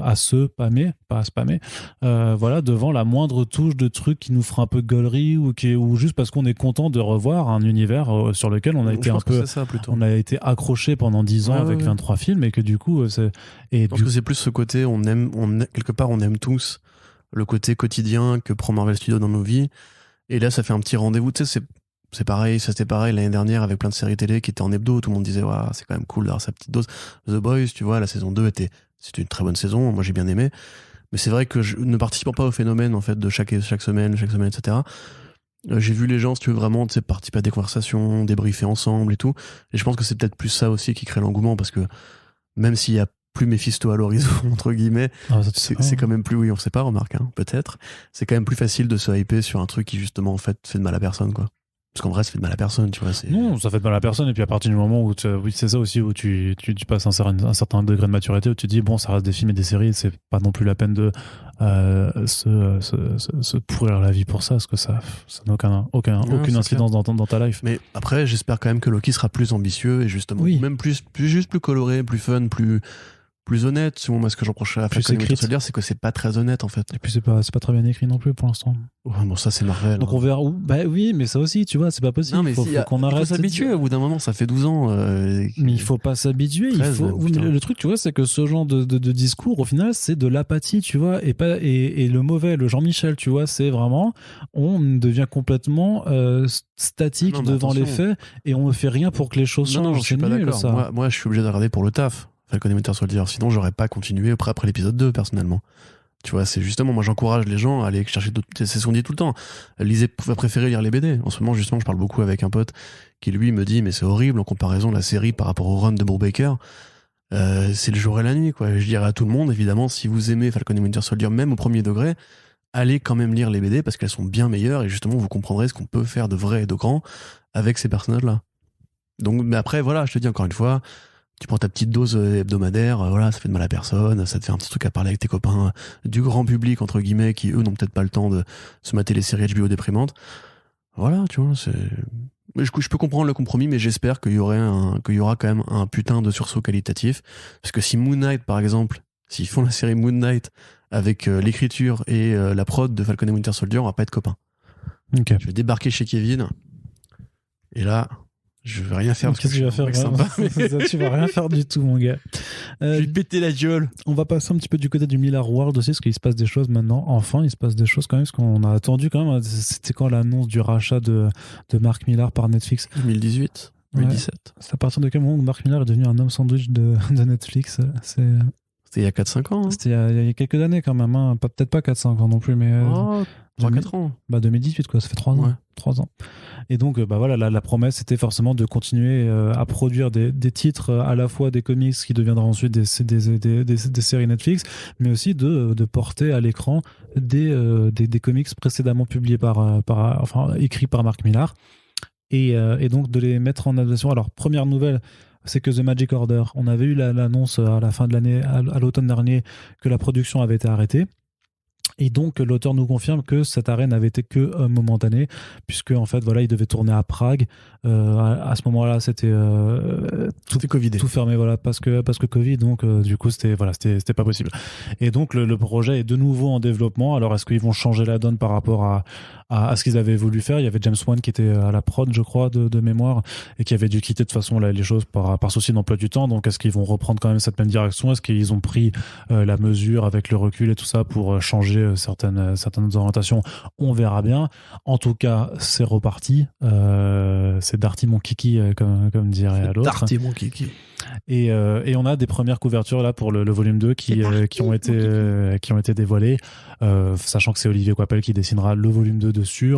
A priori, ce sera sûrement lui qui fera aussi les volumes 3 et 4, sachant qu'il y en a 5 au total. Donc, c'est quand même une grande saga qui va arriver, qui est en cours, hein, tout simplement. Et donc, Corentin, je sais que toi, tu n'aimes pas trop The Magic Order, avec ce fameux et sempiternel argument de mais si t'avais lu tu sais que tu pourrais vraiment apprendre à l'imiter pour de vrai. Tu passerais moins pour un gogol à chaque fois. Mais je passe pas pour un gogol, je t'imite toi quand tu vraiment, parce que c'est hors micro que tu... comme ça. Mais hors micro aussi en fait. Dès qu'on éteint un micro, tu parles comme ça. C'est vrai.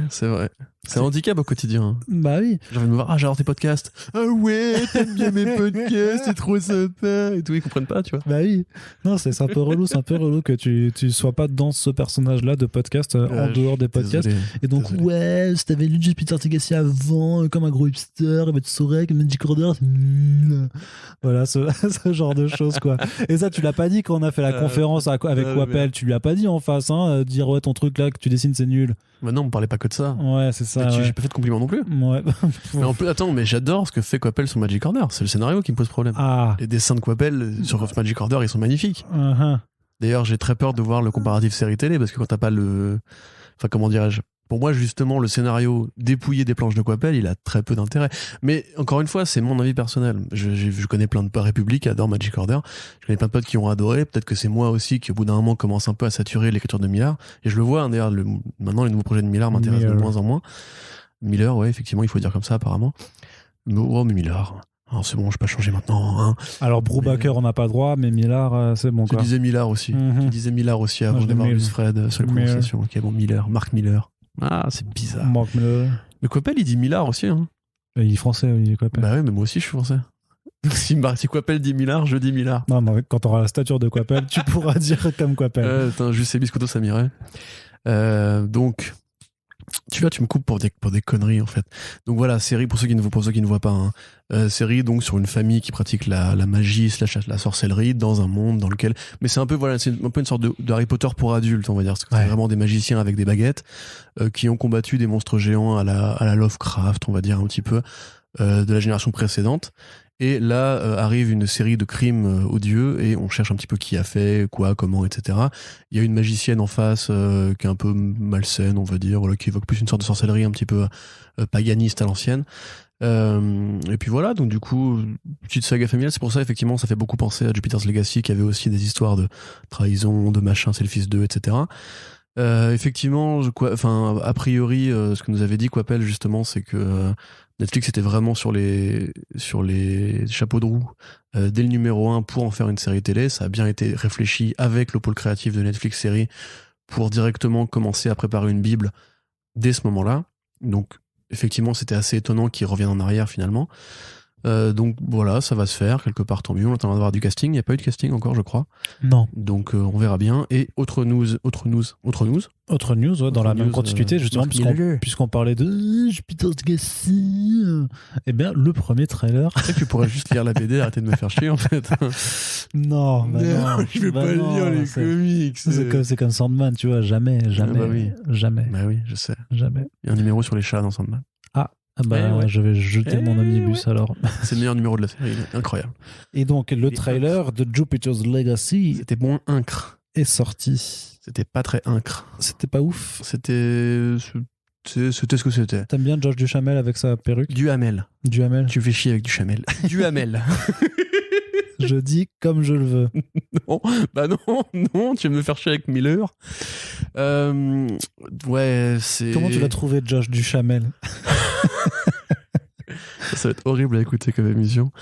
Non, j'ai pas trouvé ça dingue, je dois bien le dire. C'est à la fois, c'est pas si pire. En fait, tu vois, c'est vraiment ce que t'attendrais d'une bonne série CW. Tu vois, c'est-à-dire que c'est ce côté...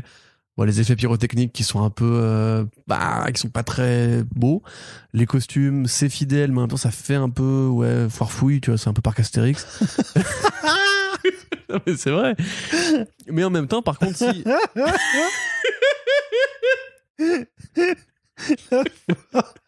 Oh putain, mais jamais. Parfois, tu sais pas. Non, mais va dire ça, Marc. La pieuvre avec des oreilles de Mickey. Ouais, c'est incroyable. Mais oui, mais non, mais je t'imagine tellement un jour, on va recevoir Millard en interview, parce qu'on va l'interviewer forcément un jour, Corentin, et tu vas lui faire. Alors, du coup. Alors, le parc Astérix. La force. Kiffé. Ça. Il était déjà venu en France, d'ailleurs, Marc Millard. Mais bien sûr, mais il aime la France, il adore la France. Exact, comme tous les riches comme tout britanniques. Le monde. Non, mais comme tout le monde. Donc, les effets spéciaux étaient pas terribles, les costumes non plus, ça paraît d'avoir beaucoup de production value en fait. Je parle comme un connard d'anglophone, un code de valeur de production. Ça fait ça fait série, pas énorme budget, c'est pas la saga qu'on mériterait, tu vois. Comme putain, mais ils ont quand même payé je sais pas combien de millions pour Millard World, quoi. Donc à un moment, faut investir. C'est à eux, tu vois, justement, c'est leur machin. Ils détiennent ce copyright-là, ce qui veulent faire concurrence avec Marvel Studios. Marvel Studios avec ça, là on n'est pas dans les mêmes clous, quoi, quand même. Après, je vois quand je vois ce qu'ils ont fait à Lock and Key, en vrai, ça m'étonne même. Oui, mais c'est un succès, hein. Lock and Key, la saison 1. C'est mieux produit que ça, quand même, Lock and Key. Tu vois, ça faisait. Non, mais esthétiquement, je dis bien pas. Attends qu'on juge quand même la série sur l'ensemble. Déjà, visuellement, en tout cas. Parce que les trailers de Lock and Key. Si tu coupes le son et que tu regardes juste les images, ça peut faire Stephen King. Bon, peut-être pas Carpenter non plus, mais ça fait, ces séries d'horreur rurale à la con. Ouais, disons que les trailers avaient donné aussi moi, m'avaient donné un petit peu envie pour Lock and Key. Avec le sabre laser de multicouleurs, là. Ouais, c'est joli. C'est pas utile dans le scénario. Mais... Ouais. Donc là, en fait, l'intérêt, pareil, au niveau scénaristique, quand même, c'est qu'a priori, ça réinvente comment dirais-je, à fond la mythologie Jupiter's Ascending, Legacy, pardon. Putain, l'erreur de 2014. Ah ouais, l'enfer. Hein. Ouais, j'aurai beaucoup de mal après pour le podcast dédié. Parce que voilà, a priori, le Utopian, qui est donc le Superman de cet univers-là, qui est un personnage d'investisseur capitaliste des années 30 qui a eu des visions d'une île où il était avec sa famille, un petit peu comme le côté, tu sais, expédition roman d'île aux monstres pulp et compagnie. Il est revenu avec des super pouvoirs à la Doc Savage. Et là, il a donc fondé une équipe de super-héros dont le but a été de protéger le monde. Là, maintenant, il est vieux, il a eu des gamins. Ces gamins qui sont des enfants stars à la Kingdom Come ou à la Multiversity The Just, où en fait, c'est le côté Star System, etc. Eux, sont pas prêts à prendre la relève, donc ils se posent la question de quel héritage il va laisser. Dans la BD, c'est très court ce moment-là. C'est vraiment un numéro et demi. Que là, pour le coup, ça, a priori, va être au moins la moitié de saison. Parce qu'il y a vraiment il y a plein de twists dans Jupiter's Legacy. Donc là, ils vont a priori permettre de développer la série sur le long terme. Il y a des morceaux de Jupiter's Circle, qui était la série préquelle, qui du coup raconte comment ces super-héros-là ont un peu pris le pouvoir dans les années 40-50, même 50-60 même. Donc voilà, ça va probablement faire un aggloméré des deux. Là, en ce moment, il y a Requiem qui sort cette année. Donc c'est a priori, du coup, ils auront un début, un milieu et une fin. Il faut voir comment ils brodent dessus. Moi, je suis au niveau scénario, s'ils peuvent élaborer, si Mark Miller est effectivement bien impliqué. Non, mais t'as quel âge, non, déconne. Arnaud qui imite un truc de broderie. Donc, si Mark Miller est bien consultant ou bien scénariste et qui peut développer son histoire en allant plus loin que justement, parce que c'est comme assez court, hein, c'est 2 séries de 6 numéros, Jupiter's Legacy, enfin la série principale. Donc voilà, s'il peut développer des points particuliers, tant mieux. Parce que c'est vrai quand même que tu peux pas tenir très longtemps avec les 2 seuls volumes. Bah si, on peut. On peut tenir 12 saisons avec 2 volumes, oui. Mais pas 2 saisons avec 12 volumes. Oui. Prenez un chewing-gum, Emile. C'est ça. Donc voilà. Ton avis, Arnaud? Toi qui n'as pas eu la BD. Non mais moi... Comme une merde. Ouais, c'est que ça a pas l'air ouf, quoi. Franchement, j'ai un peu du mal à m'enthousiasmer. Après, le truc, c'est que même si j'ai pas lu la BD, j'ai quand même un peu vu le travail de Frank Quitely, et c'est sûr que c'est quand même dur de transposer le trait de Quitely en comics, quoi. Pourtant, il a travaillé dessus, hein. Enfin, il a fait... Parce qu'ils avaient fait un matériel de promotion, tu vois, où justement ils reprenaient les dessins de Quitely et t'avais un effet qui transposait après avec le rendu live action et tu disais, ah ouais, t'as vu, ils ont suivi les costumes, ils ont suivi un petit peu l'ADA, quoi. Mais en termes de texture et tout ça, ça rendra jamais pareil. En termes de structure, je veux dire, Josh Duhamel par rapport à Utopian, qui est une énorme masse de muscles à la Dave Bautista, là pour le coup, ça fait vraiment, on dirait un mec en pyjama, tu vois. Oui. Il y a un peu le syndrome Shazam aussi, tu vois, là-dessus. Ouais. Mais c'est compliqué parce qu'effectivement, quand tu passes d'un univers qui est très super-héros à du live action, soit tu fais un effort sur la photo, soit tu fais un effort sur vraiment les textures des costumes. Pourquoi ils l'ont pas fait en animation, hein? C'est vrai, ça. Pourquoi ils le font pas en animation, ces connards? Parce que ça intéresse beaucoup moins de gens, je pense. Mais j'ai appris récemment que c'est Netflix. Netflix, ils t'annoncent le nouveau truc par le mec qui a fait Kick-Ass et Wanted là, et que c'est Netflix qui l'annonce. Mais Kick-Ass, tu vois, les costumes, les rendus, etc. Mais parce que c'était approprié, parce que c'était des real life super-héros, c'était pas des vrais super-héros, donc ça marchait. Le Big Daddy, c'est un truc de Batman crédible en fait, tu vois. Mais le truc, c'est avec une armure de CRS et tout. Oui, mais ce que je veux te dire, c'est que c'est Netflix, c'est pas non plus c'est pas A24, c'est pas un petit studio rikiki machin, c'est Netflix qui annonce par le mec de Kick-Ass une série d'animation pour adultes machin, alors que en plus Netflix quand même sur l'animation, ils vendent plein de trucs. Ils ont les moyens de créer de l'intérêt et de l'engouement, donc c'est dommage qu'ils le fassent pas. C'est vraiment ils peuvent créer la demande en fait. Clairement, ils ont les moyens de créer la demande. C'est comme Apple avec l'iPad il y a 10 ans, tu vois. Ils ont créé une demande qui n'existait pas. Mais par contre, attention, parce que là, nous, on dit ça n'a pas l'air terrible, mais faut pas oublier qu'on n'a pas aimé le Lock and Key. Ça a été un succès. Moi, j'ai pas aimé la première saison de Umbrella Academy, ça a été un énorme succès. La deuxième était mieux. D'accord. Mais je veux dire que les succès Netflix, moi, j'avoue, je les comprends pas trop. Hein. Donc peut-être que dans leur démographie, dans les études qu'eux ils font par rapport à ce qu'ils doivent vendre et compagnie, en fait, c'est sûr que ils vendent le public ce qu'il a envie d'avoir. C'est sûr que les connards élitistes de notre genre ne sont pas forcément le pourcentage le plus important. Par contre, ça, très honnêtement, je pense pas qu'on soit là, en l'occurrence, nous, des connards élitistes. C'est juste qu'on a connu Michael Wilkinson, on a connu le film Kick-Ass, on a connu des mecs qui faisaient plus d'efforts au niveau photo, au niveau costume, au niveau même structure. Genre là, tu vois que Jamel, il a pas été beaucoup à la salle pour remplir son costume, tu vois. Et c'est un peu bizarre quand tu joues. Je dis pas, moi, le dictat du muscle, tu vois, en général, ça a tendance à m'énerver. Mais le Utopian, quand même, tu vois, il est massif. Il fait Superman. Là, il y a Duhamel, il fait pas Superman. Il fait Duhamel. Il est fatigué, quoi. Voilà, il fait Duhamel avec une perruque et une beubare. Et j'aime bien du même avec une perruque, une barbe, c'est pas la question. C'est juste que le comics, c'est Frank Whiteley au dessin, donc forcément, t'as des attentes un peu supérieures. Supérieur, c'est un autre titre de Mark Millar, du coup. Et ça, c'est drôle. Ça, c'est pas mal. C'est pas mal. Personne, ça ne t'a pas fait rire, mais c'est un bon jeu de mots quand même. Tout à fait. D'ailleurs, j'aimerais beaucoup un film supérieur parce que justement, ce serait un bon film Shazam, probablement. S'ils suivent le scénario. Ouais.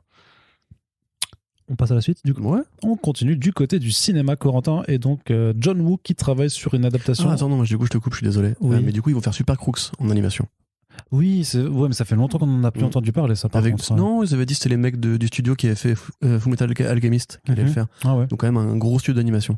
Donc, tout sera pas jeté dans les animations Millar World, enfin, dans les séries Millar World. Ouais, mais faudrait qu'on en réentende un petit peu plus parler de ça, là, justement.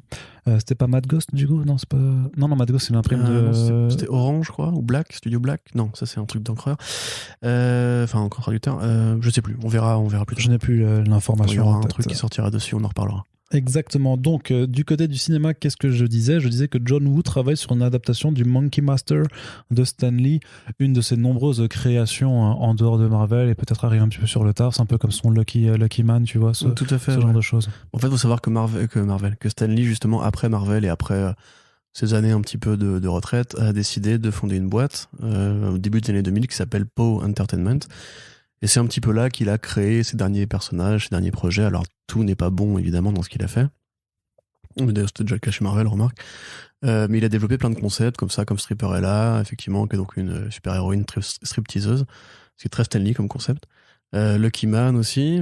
Et oui, effectivement, donc Monkey Master, qui devait faire avec, justement, le co-créateur de ce concept-là, qui est un bonhomme, comment s'appelle-t-il? Je ne sais plus, qui est donc le coprésident de Graphic India, donc qui travaille en Inde, et qui, à Bollywood, avait déjà adapté un autre personnage de Stan Lee, avec John Woo à la production. Là, en l'occurrence, Monkey Master, c'est un personnage chinois qui se rend en Inde et découvre qu'il a les pouvoirs du Monkey King, enfin du personnage de Sun Wukong, de la fameuse la fameuse saga La Pérégrination vers l'Ouest, Journey to the West, Dragon Ball, etc. Donc c'est intéressant que ce soit John Woo et ce monsieur indien dont je ne me souviens plus le nom qui travaillent là-dessus parce que justement la pérégrination vers l'ouest c'est l'histoire d'un moine chinois qui rapporte des textes sacrés sur le bouddhisme en Inde et qui sur place va être plus ou moins éduqué à cette philosophie. Donc c'est un des très grands mythes de la culture asiatique, un énorme mythe même qui a des ramifications jusqu'à aujourd'hui. Dragon Ball en est inspiré, voilà par exemple. Mais même le personnage du singe dans Naruto quand le troisième Hokage ou le quatrième Hokage, le troisième Hokage, je sais plus quel Hokage a un bâton qui se transforme en singe, voilà, c'est la même chose. Donc c'est cool. Après, on va pas se mentir, hein, c'est du Stan Lee, il a mis son nom sur le numéro, hein, on va pas non plus croire que Stan Lee a vraiment écrit ça. C'est aussi des personnages qui sont créés justement pour le marché bollywoodien parce qu'il y a une demande énorme de super-héros là-bas. Et c'est pas nouveau, hein, ça fait bien 10 ans qu'ils font des trucs de super-héros mais qui n'arrivent jamais en France. Ou seulement en DVD, parce que nous on est peut-être moins intéressés par ces productions-là. Mais sur place, c'est vraiment, parce que le parterre de consommateurs est énorme, c'est vraiment un marché très important. Donc voilà, quelque part, la carrière de Stan Lee continue après sa mort. Moi, j'avoue, je suis pas forcément très intéressé par ce projet-là, mais voilà, ça existe, tant mieux. Ouais, c'est un peu ça, le ressenti, c'est que un peu osef quand même. Mais on peut imaginer. Après, tu vois, il y a quand même ce côté, on va quand même continuer d'utiliser le nom de Stan Lee pour essayer de vendre des trucs, tu vois, et de l'avoir un peu comme, tu sais, comme le macaron sur une bouteille de bière avec marqué médaille d'or, je sais pas quoi, tu vois. Mais c'est logique. Enfin, toute la carrière de Stan Lee, ça a été ça. Hein. Le Stan Lee Soapbox, le Stan Lee Oui, bien sûr, mais quand il est vivant, ça a fait un peu moins sale que quand le mec est mort. Oui, mais tu fais voter les morts, hein, c'est toujours comme ça. Plein de plages. Chaque fois qu'un artiste mourait, on disait par le génie créateur, on a retrouvé une planche de BD qu'il n'avait pas sortie, on vous la met, hop là, on vous la vend 20 balles. Stan Lee, justement, toute sa vie, ça a été de se mettre en avant comme une marque. Maintenant qu'il est mort, c'était sûr qu'il y aurait des récupérations posthumes. Ouais. Quelque part, il a créé le perso de son vivant, donc j'ai envie de dire oui, forcément. Mais quelque part, voilà, en plus, il a travaillé. C'est quand même le co-créateur du personnage avec qui il avait travaillé qui va le développer le projet. C'est pas aussi sale que d'autres trucs qui ont été faits sur lui depuis sa mort. Ouais. Tu te rappelles de cette histoire des comics qui avaient été signés avec de l'encre mélangée à son sang? Ça, c'était bien glauque. C'était horrible, ça. Allez, rappelons l'existence d'un film, Corentin, qui s'est trouvé un distributeur aux États-Unis, donc espoir qu'il arrive un peu chez nous. Ça s'appelle The Show, et donc c'est écrit par Alan Moore. Et réalisé par Mitch Jenkins, qui est donc un ami d'Alan Moore avec qui il avait déjà travaillé sur les show pieces, des courts-métrages qui sont faciles à trouver sur le web. Donc oui, effectivement, Alan Moore, alors ça fait quelques années, déjà ça fait pareil, bien 10 ans que Alan Moore fait aussi du spectacle vivant. Et en construisant une mythologie autour de la ville de Northampton, il a décidé de mettre ça en branle avec un long métrage. On vous avait déjà raconté un petit peu comment Arnaud avait croisé un distributeur français potentiellement intéressé. Ouais. Et là, aux États-Unis, ça y est, ça se lance puisque une boîte Shot Productions, je crois, a acheté les droits pour le proposer en VOD. Donc pour l'histoire, c'est un mec un peu mystérieux qui a été engagé par un mafieux pour retrouver un artefact dans la ville de Northampton. Sur place, il tombe sur une nana mystérieuse qui est décrite comme une femme fatale avec un passé troublé, etc. Et ça va agglomérer tout ce qu'a fait Alan Moore dans sa carrière, les super-héros, les récits cosmiques, les récits indés, les récits mythologiques, etc. Dans une promenade qui va mélanger comme d'habitude la fiction et la réalité, qui est un peu le grand trope de sa carrière post-décès, pour une petite dernière promenade dans les rues de Northampton, ou une nouvelle étape de sa carrière, parce que c'est vrai que son premier long métrage à 60 et des patates, il a quand même fait beaucoup de choses en dehors de ça. Northampton, on le sait, c'est son fief, ça a inspiré beaucoup de ses travaux, parmi lesquels Jérusalem, évidemment. Donc c'est vrai que moi je reste toujours assez curieux, j'ai pas très foi dans la mise en scène de Mitch Jenkins, mais si on peut juste désosser le squelette narratif... Franchement, le trailer qu'on a vu était cool, hein. Enfin, moi, il me branchait de ouf, hein, vraiment. Mais toi, t'es habitué aux vraies séries B, 1D, d'horreur très minimalistes. C'est pas une critique, c'est pas un ton genre je t'attaque ou quoi, c'est juste... T'as toujours attaqué sur mes goûts. Non, mais non, justement, c'est que tu vois, je pense qu'au niveau standard, on n'a pas l'habitude de voir les mêmes choses. C'est pas non plus une attaque, contrairement à la forme. En fait, je m'entends et je me rends compte que c'est hyper condescendant. Je pense que c'est peut-être plus ton genre de cinéma. Moi, comme c'est Alan Moore, j'espérais un truc. C'est quoi mon genre de cinéma exactement? T'es un chineur, t'aimes bien dégoter des petits trucs un peu bizarres de Blumhouse. On avait déjà vu Creep 2, rappelle-toi. Ensemble, il y a très très longtemps quand tu non, tu te souviens? Ouais. Tu vois, c'est plus à ça que je pense. C'est ce genre de production qui est vraiment pas beaucoup de fric et tout. Fauché, ouais, c'est ça. Donc, voilà. Et moi, j'attends mieux d'Alan Moore, tu vois. Alors que toi, t'as dans les le summum, le caviar du cinéma. Non, même pas. J'attends une BD. Je voudrais qu'un mec prenne le script, fasse une bonne BD avec et que j'aille. Greg Smallwood là-dessus. Greg Smallwood, mon gars. Ce serait pas mal. Hein. G.H. Williams 3, sinon. Ah ouais, aussi, ouais. Ouais, ça marcherait pas mal. En tout cas, bonne nouvelle. Et techniquement, vu que ça sort en VOD, si jamais personne n'est intéressé en France, quelque part, on aura quand même une opportunité de pouvoir le voir. Oui, de toute façon, s'il est pas. Mais ce serait cool que. C'est pas vraiment très illicite. Je sais pas si The Joker's Films peut essayer de l'avoir, ou un petit éditeur Whiteside, ce genre de choses. Franchement, je veux pas décourager qui que ce soit, hein, mais je pense que ça fera zéro entrée. Parce que le nom d'Alan Moore suffit pas seulement à vendre un film comme ça. Franchement, je pense pas que ça fera beaucoup d'entrées. Petite projection spéciale. Petite projection, ouais. Ça, on peut en parler.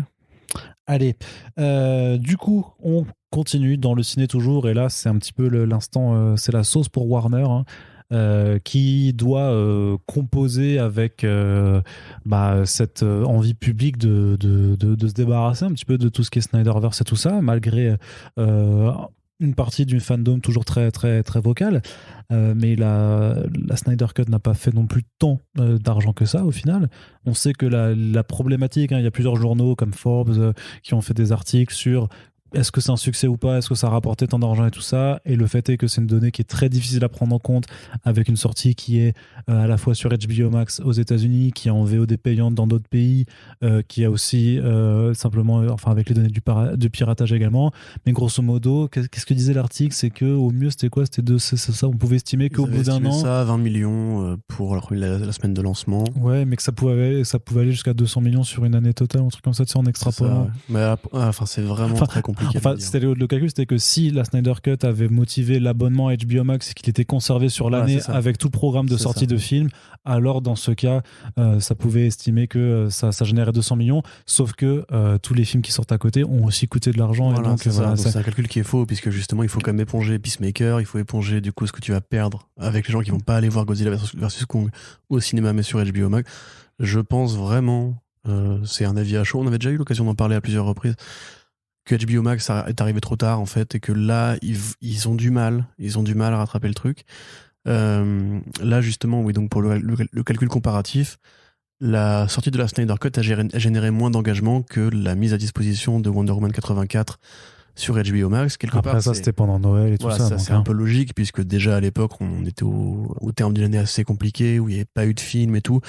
C'était aussi un nouveau film. Il faut se dire ça, peut-être que justement, le côté nouveau dans Wonder Man 84 par rapport au côté pour le grand public, peut-être que justement la Snyder Cut, ça reste une nouvelle version de la Justice League, et que pour ceux qui sont pas aussi attachés à Zack Snyder que nous, que les vrais gros fans peuvent l'être, c'était pas si attractif.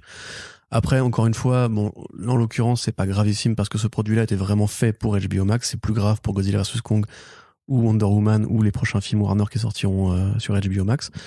Après, donc, je sais plus si t'avais mis dans le programme, mais là, il y a une tournée d'interviews qui est assez copieuse quand même, où il y a plein de profils, il y a plein d'enquêtes, il y a plein de portraits qui sortent à droite et à gauche, avec Ray Fisher qui l'ouvre, avec Chris Terrio qui l'ouvre. Ouais, tout à fait. Donc c'est à la fois cool parce qu'on apprend beaucoup de choses, parfois des trucs qu'on n'a pas forcément envie de savoir d'ailleurs, mais on apprend beaucoup de choses sur des détails.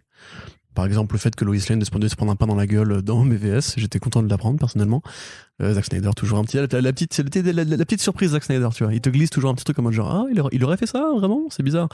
Et tu te dis, ah ouais, bah, c'est cohérent avec le personnage. Mais c'était pas Chris Terrio qui l'avait écrit? Non, lui, il l'a viré. Il a viré ouais. ce truc-là, en fait. Normalement, Lois Lane, quand elle se fait prendre en otage par le mec de Nairobi, elle devait dire, mais faites gaffe, parce que si jamais vous me faites du mal. Mon mecton il arrive et il vous bute en fait, et du coup le mec il est énervé, il lui met une patate, et ça c'est pas été dans il l'a viré, Chris Terrio l'a viré. Donc ouais, voilà, il y a ça, le fait que Chris Terrio par exemple, bah, comme on l'avait déjà dit en fait, avait écrit effectivement une version plus légère du film Justice League après avoir rencontré les actionnaires de Warner Bros à New York, et que donc la vraie version de ce qui aurait été faisable par Snyder et Terrio était déjà tronquée parce que l'échec de BVS avait fait que déjà, Terrio était découragé, il avait vu que le politique n'intéressait pas Warner Bros. Et donc il a essayé de faire un blockbuster plus cool, plus carré. Ça explique beaucoup des blagues qu'on voit dans le film, comme tu l'avais noté dans la critique, sur comicsblog.fr. Du côté de Ray Fisher, bah, alors Ray Fisher, lui, il est vraiment dans le procès sentencieux, on va dire. Il essaye maintenant, et c'est là, moi j'ai un problème avec ça, de faire passer justement Geoff Johns, on peut en parler ici, tu vois, pour un affreux raciste. Parce que Geoff Johns ne voulait pas en fait décrire un personnage qui serait la caricature d'un angry black man, qui est un stéréotype très commun aux États-Unis, qui est de décrire un personnage noir, ou plutôt décrire un personnage noir, comme un mec tout le temps en colère et qui a une sorte de dent contre la société. Alors c'est très vieux hein, comme stéréotype, mais voilà, en l'occurrence, Ray Fisher considère que parce que Geoff Johns a demandé ça, il a fait un caractère spécifique pour lui qui était noir. On peut le lire comme ça, on peut aussi se demander si justement Geoff Johns voulait éviter les critiques sur le racisme avec le personnage de Cyborg. Et l'autre reproche étant évidemment que il a demandé à Cyborg à Ray Fisher de jouer Cyborg comme Quasimodo, c'est-à-dire avec une posture plus dominée que dominante, moins sûre de lui, etc. Ça, en l'occurrence, je sais pas si on peut qualifier ça de racisme, mais ce qui est sûr, c'est que voilà, il y a une bad presse qui s'attaque à Geoff Johns en ce moment.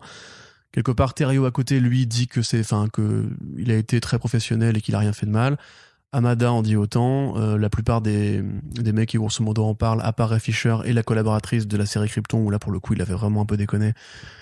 Il avait même déconné, on peut le dire, en justement s'octroyant des prérogatives qu'il n'aurait pas dû s'octroyer. Ouais, puis voilà. En fait, si tu veux, pour moi, la donnée là-dedans, c'est que, en fait, il y a un contexte qui est problématique sur la façon dont les personnages noirs sont traités dans les productions hollywoodiennes. Et ça, c'est indéniable. Il y a plein de choses qui le montrent.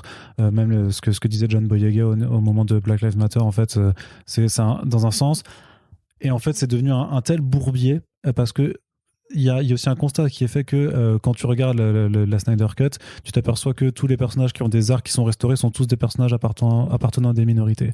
Que ce soit Cyborg qui a un vrai arc de personne, que ce soit Ryan Choi qui est donc asiatique, et Iris West aussi qui est noire américaine. Les Amazones de couleur aussi sont beaucoup plus nombreuses. Dans la scène du flashback, il y a beaucoup plus de personnages de couleur. Donc à partir de ce moment-là, c'est effectivement très difficile de pas avoir une lecture sur l'angle racial et de voir vraiment une volonté raciste en fait d'éliminer tout personnage de couleur dans ce film. Mais le problème, c'est qu'il y a aussi tout un bordel de prod, de tonalité et de cut en fait pour avoir un film à 2 heures par rapport à l'exploitation des salles de cinéma. Ce que Chris Terrio a rappelé en fait dans son interview aussi par rapport au fait qu'ils lui ont enlevé une demi-heure de film dans BVS pour avoir plus d'exploitation en salle par jour, ce qui avait été dit d'ailleurs par l'ancienne équipe de Comics Blog à l'époque, et sur lesquels ils se sont pris des tombereaux d'insultes et de meurtres pour l'avoir dit.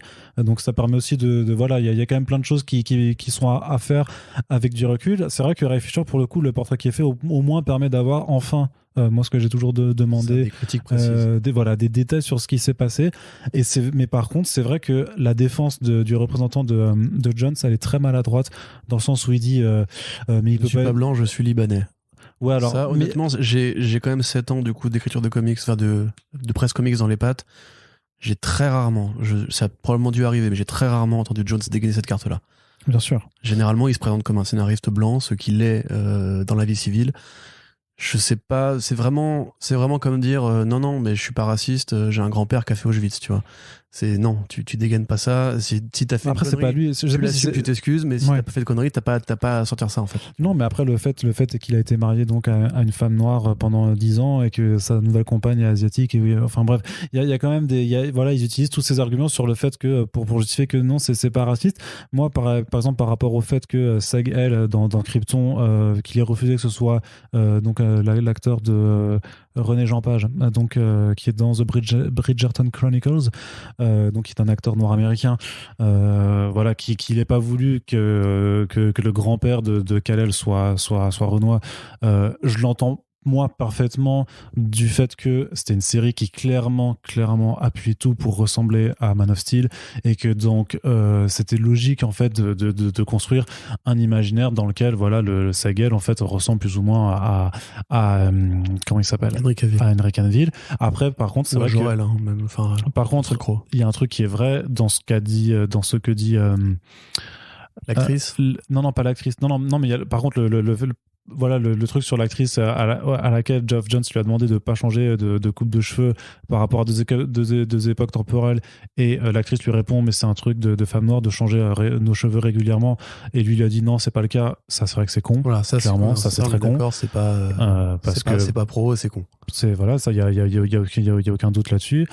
Par contre, je disais que Ray Fisher, pour une fois j'étais d'accord avec lui sur cette défense là du on voulait un jeune Henry Cavill, sur le fait que ouais mais les Zods sont Renois dans Krypton. Les Zods ne ressemblent pas à Michael Shannon.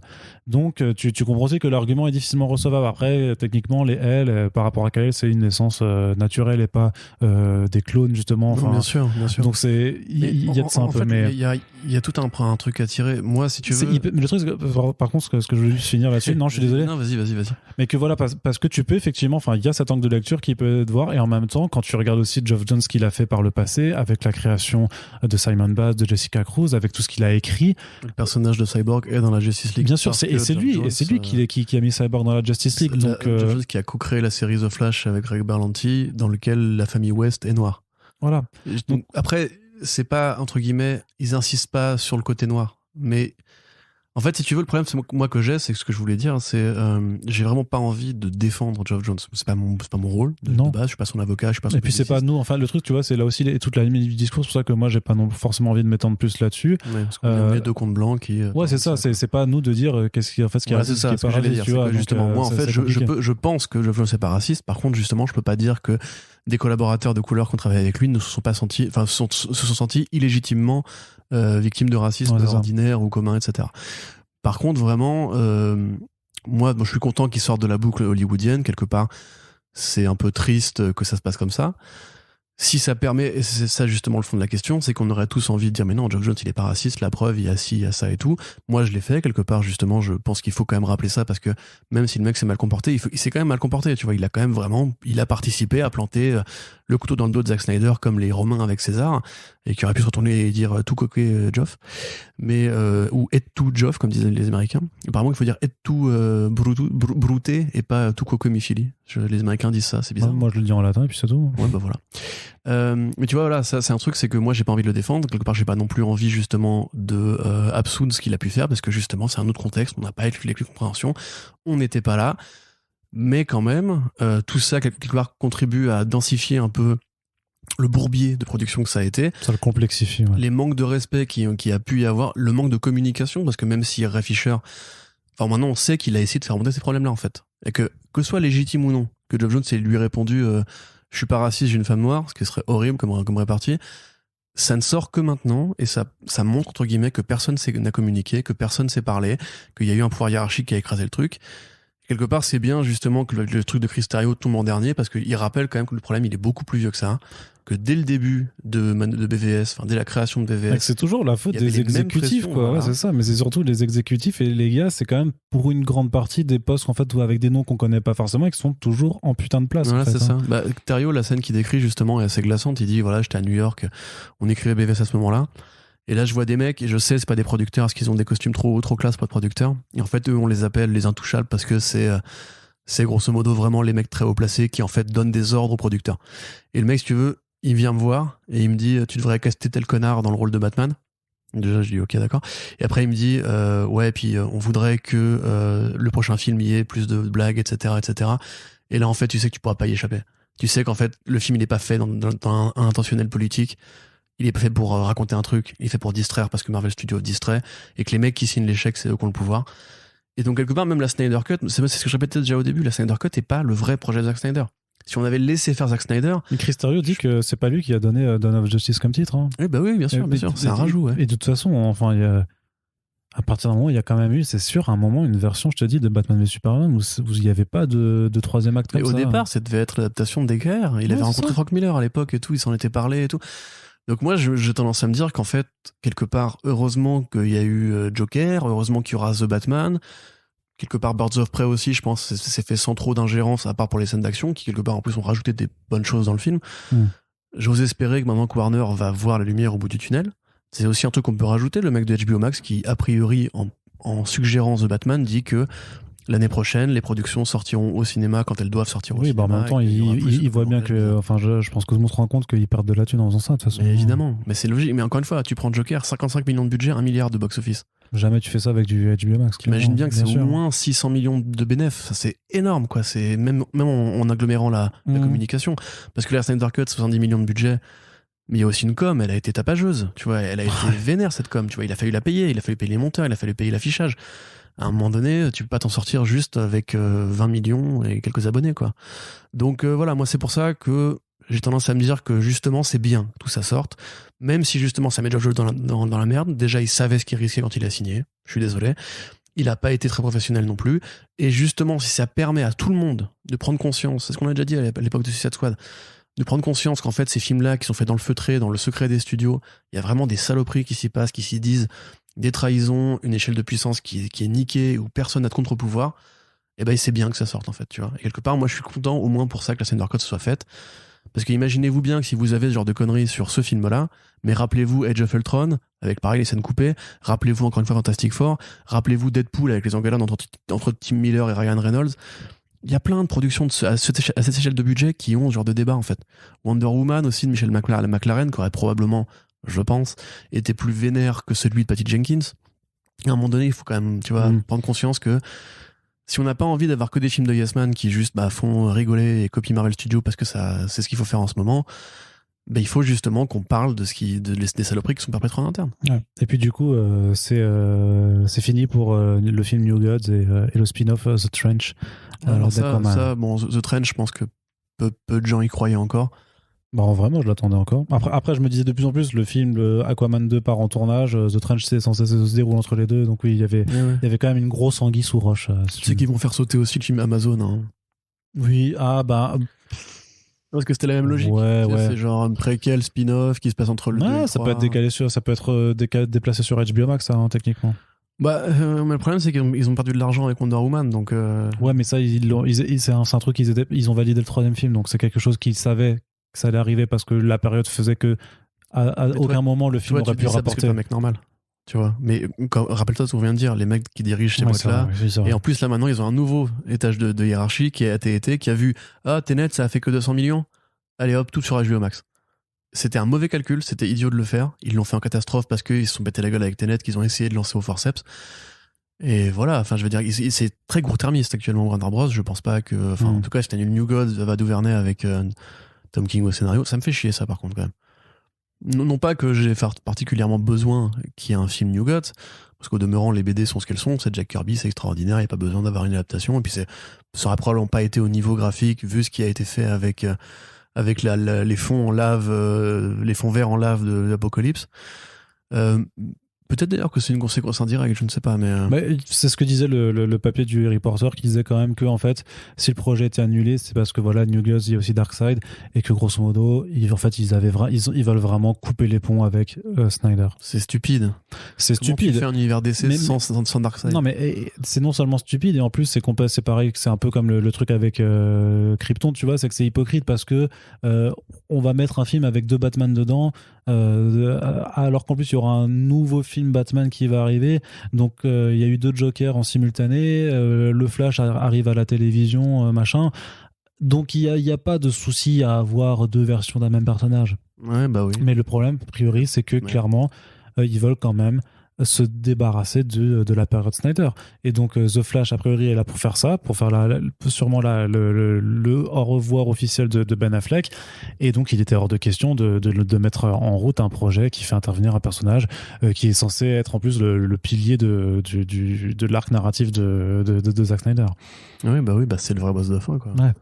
Après, je pense qu'ils auraient pu se démerder pour justement mettre la poussière sous le tapis, en assumant du coup que c'est le Justice League de Whedon qui est canon, et que du coup, bah, comme il n'y a pas Darkseid dedans, il peut réinventer un nouveau Darkseid et tout.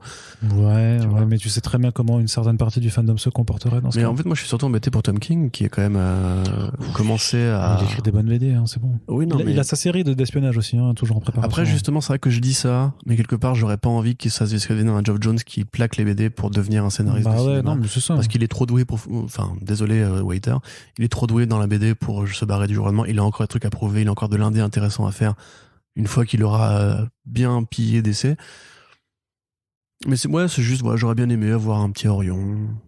Oui, le costume mais ça arrivera, ça arrivera.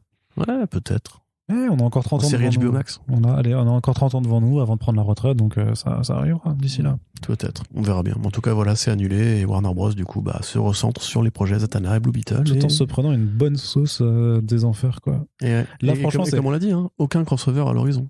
À part Flashpoint, il n'y a pas de personnage, de film avec plusieurs personnages. Non, mais ce que je voulais dire, par contre, c'était le truc, c'est qu'en ce moment, c'est Rain On, c'est la pluie de feu de tous les côtés, parce que d'une côté, t'as le Snyder Fan Club qui enfin, je sais pas s'ils harcèlent, mais en tout cas, qui spam beaucoup ce street d'histoire. Et en même temps, bah, t'as tout un autre tombereau par rapport aux histoires avec Fisher, Jones, tout ça, et Cristerio qui leur tombe sur la gueule, parce que bah, c'est quand même aussi... ils ont fait de la merde, quoi. Il y a clairement plein de merdes qui ont été faites, donc en fait, là, il y a personne qui est content. C'est tout contre eux, quoi. Je pense que Zack Snyder est très content. Quelque part, c'est vrai que pour lui, il a eu la meilleure campagne de com pour son film sur Netflix, là. Hein. C'est vrai aussi. Parce que là, du coup, ça sort dans quelques... C'est vrai que ça va quand même le passer. Après, il faudra voir le film à quoi ça ressemble, quoi. Mais ça faut pas non plus que ça le passe en réel statut messianique, et parce que il a eu gain de cause contre un studio pourri, quoi, tu vois. Mais t'en demandes trop. Ouais, sûrement, j'en demande souvent trop. Alors du coup, on va terminer avec cette nouvelle bande-annonce pour Black Widow, qui finalement donc sort au cinéma et sur Disney+ en juillet prochain. Et donc il faut relancer. Pipoudou saison 2, c'est sorti. C'est vrai. Le premier épisode est sorti, c'était vachement bien. Tout à fait. C'est quelque part, c'est un peu notre ligne. Oui. Part. Bah oui, mais t'inquiète pas qu'il y a un des mails qui a été envoyé à Balak, mais que celui-ci n'a pas été ouvert, donc voilà. Je crois que j'ai le mail du communicant de la boîte, si tu veux. Je veux bien le prendre. Ouais. Donc, et voilà, donc ça y est, la date a été calée. Donc, comme on l'a dit, Disney a aussi décidé de trahir les salles, parce qu'au bout d'un moment, il y en a marre. Il y a mal à barre. Quand il y en a marre, parce qu'aux États-Unis, il n'y a pas la chronologie des médias, et donc tu peux très bien sortir un film au cinéma et te dire, bon, personne va aller le voir, du coup, allez, 30 balles sur Disney+, boum boum, plus l'abonnement, 36 balles, pour ceux qui ont que la formule de base. Donc oui, maintenant que la date a été calée, excusez-moi, je suis très corrosif, ils peuvent recommuniquer dessus, donc nouvelle bande-annonce, avec un peu plus d'images, on voit davantage de scènes de l'enfance de Natasha et de Yelena. On voit du coup que c'était bien une fausse famille, un petit peu à la The Americans, qui a été créée pour infiltrer probablement les États-Unis. Que, a priori, voilà, ça va plus jouer sur cette corde-là. On voit un peu plus Yelena, ce qui permet déjà d'amorcer en fait la transition vers la nouvelle Black Widow. Le Taskmaster est pas beaucoup plus bavard que dans les vidéos précédentes. J'ai très peur qu'ils en fassent une sorte de golem muet et peu intéressant, ce qui est dommage du coup, parce qu'il a quand même de la personnalité aussi. Mais voilà, c'est vrai que c'est compliqué de s'emballer sur un film qui a été déjà tellement montré et qui quelque part était déjà pas super utile à la base, puisqu'il se passe dans le passé. il a été fait pour capitaliser sur la mort de Natasha, comme Solo, le film avait été fait pour capitaliser sur la mort de Han Solo dans Star Wars 7. Donc Strat Disney, hein, jamais rien ne se perd. Effectivement. Peut-être que ce film-là, en fait, ils auraient juste dû le balancer sur Disney+, en fait. Parce que c'est vrai que j'ai du mal à voir comment ça va créer l'événement. Après, quelque part, Falcon et Winter Soldier... ce que tu dis sur le désespoir pop culturel des gens. Oui, mais je suis d'accord. Enfin, en tout cas, sur ces derniers restes, si tu veux, qui auraient dû sortir l'année dernière, à l'époque où justement il y avait pas beaucoup de concurrence en face. Là, par rapport à l'embouteillage qui s'annonce de sortie, moi j'attends beaucoup plus No Time to Die, par exemple, que ce film-là. Mais je te dis, par rapport à Falcon et Winter Soldier, comme on est déjà un petit peu dans la période Marvel, espionnage et compagnie, même s'ils ont pas joué sur des liens entre les deux, c'est ça qui me paraît curieux, en fait. Ils auraient pu placer Yelena à ce moment-là, en fait, mais ils vont la mettre dans Hawkeye, probablement parce que, tu sais, Hawkeye et Black Widow avec Budapest, mes couilles et compagnie. Que là, non, mais ça me saoule. Je sais pas, tu te souviens de Budapest, c'était bien. Putain, mais ils ont que ça. 10 ans, ils ont fait la blague. 10 ans. Ça m'énerve. J'espère qu'il s'est passé quelque chose de ouf à Budapest. Ils en ont jamais parlé en plus, tu vois. Moi, je croyais que le film raconterait ça, en fait, tu vois. Mais non, on saura jamais. Ils ont dû faire une. Voilà. Il y a eu des morts, a priori. Ouais, non, moi je pensais à autre chose. Mais une partout, on est d'accord. Ouais, c'est ça. Complètement. Donc, ouais, voilà. C'est un petit peu un non-événement, j'ai l'impression. Ouais. Et quelque part, c'est pas grave. Ils ont déjà assez d'argent, ils n'ont pas besoin de nous. Effectivement. Et donc, on va conclure le podcast de cette façon. Effectivement, quand même, avec un petit mot, allez sur le site de Bobby Pills pour regarder le premier épisode de la saison 2 de Pipouzou, qui est une formidable mise en abîme du parcours chaotique et compliqué de la série d'animation. Parce que, De pourquoi c'est compliqué de faire des séries pour enfants avec des bits. Ouais, alors du coup, c'est une série pour adultes avec des personnages enfantins. Mais tu vois ce que je veux dire. C'est du porno preschool. C'est vrai. Allez, c'est la fin de ce podcast. On espère que ça vous a plu. N'hésitez pas à nous faire vos retours dans les commentaires sur les réseaux sociaux. N'oubliez pas surtout que c'est partager le podcast qui est le plus important pour pouvoir nous permettre de simplement vivre et pour rendre pérennes les émissions. Et voilà, on est content. J'ai pas trouvé comment... Le début était bizarre, la fin était chelou. Ouais, c'est ça. Mais on espère quand même que ça vous a diverti, que ça vous a enseigné... enseigné, non, c'est un grand mot. Voilà, que vous avez appris quelques trucs, des choses. Par exemple, que le Megazord est trop stylé. Par exemple, pas que du tout. Les chats d'aveugles, c'est triste aussi. Ouais, c'est ça. Absolument pas. C'est vraiment les trucs qu'il fallait pas retenir. Et on espère vous revoir très bientôt pour les prochains podcasts. Salut tout le monde. Salut.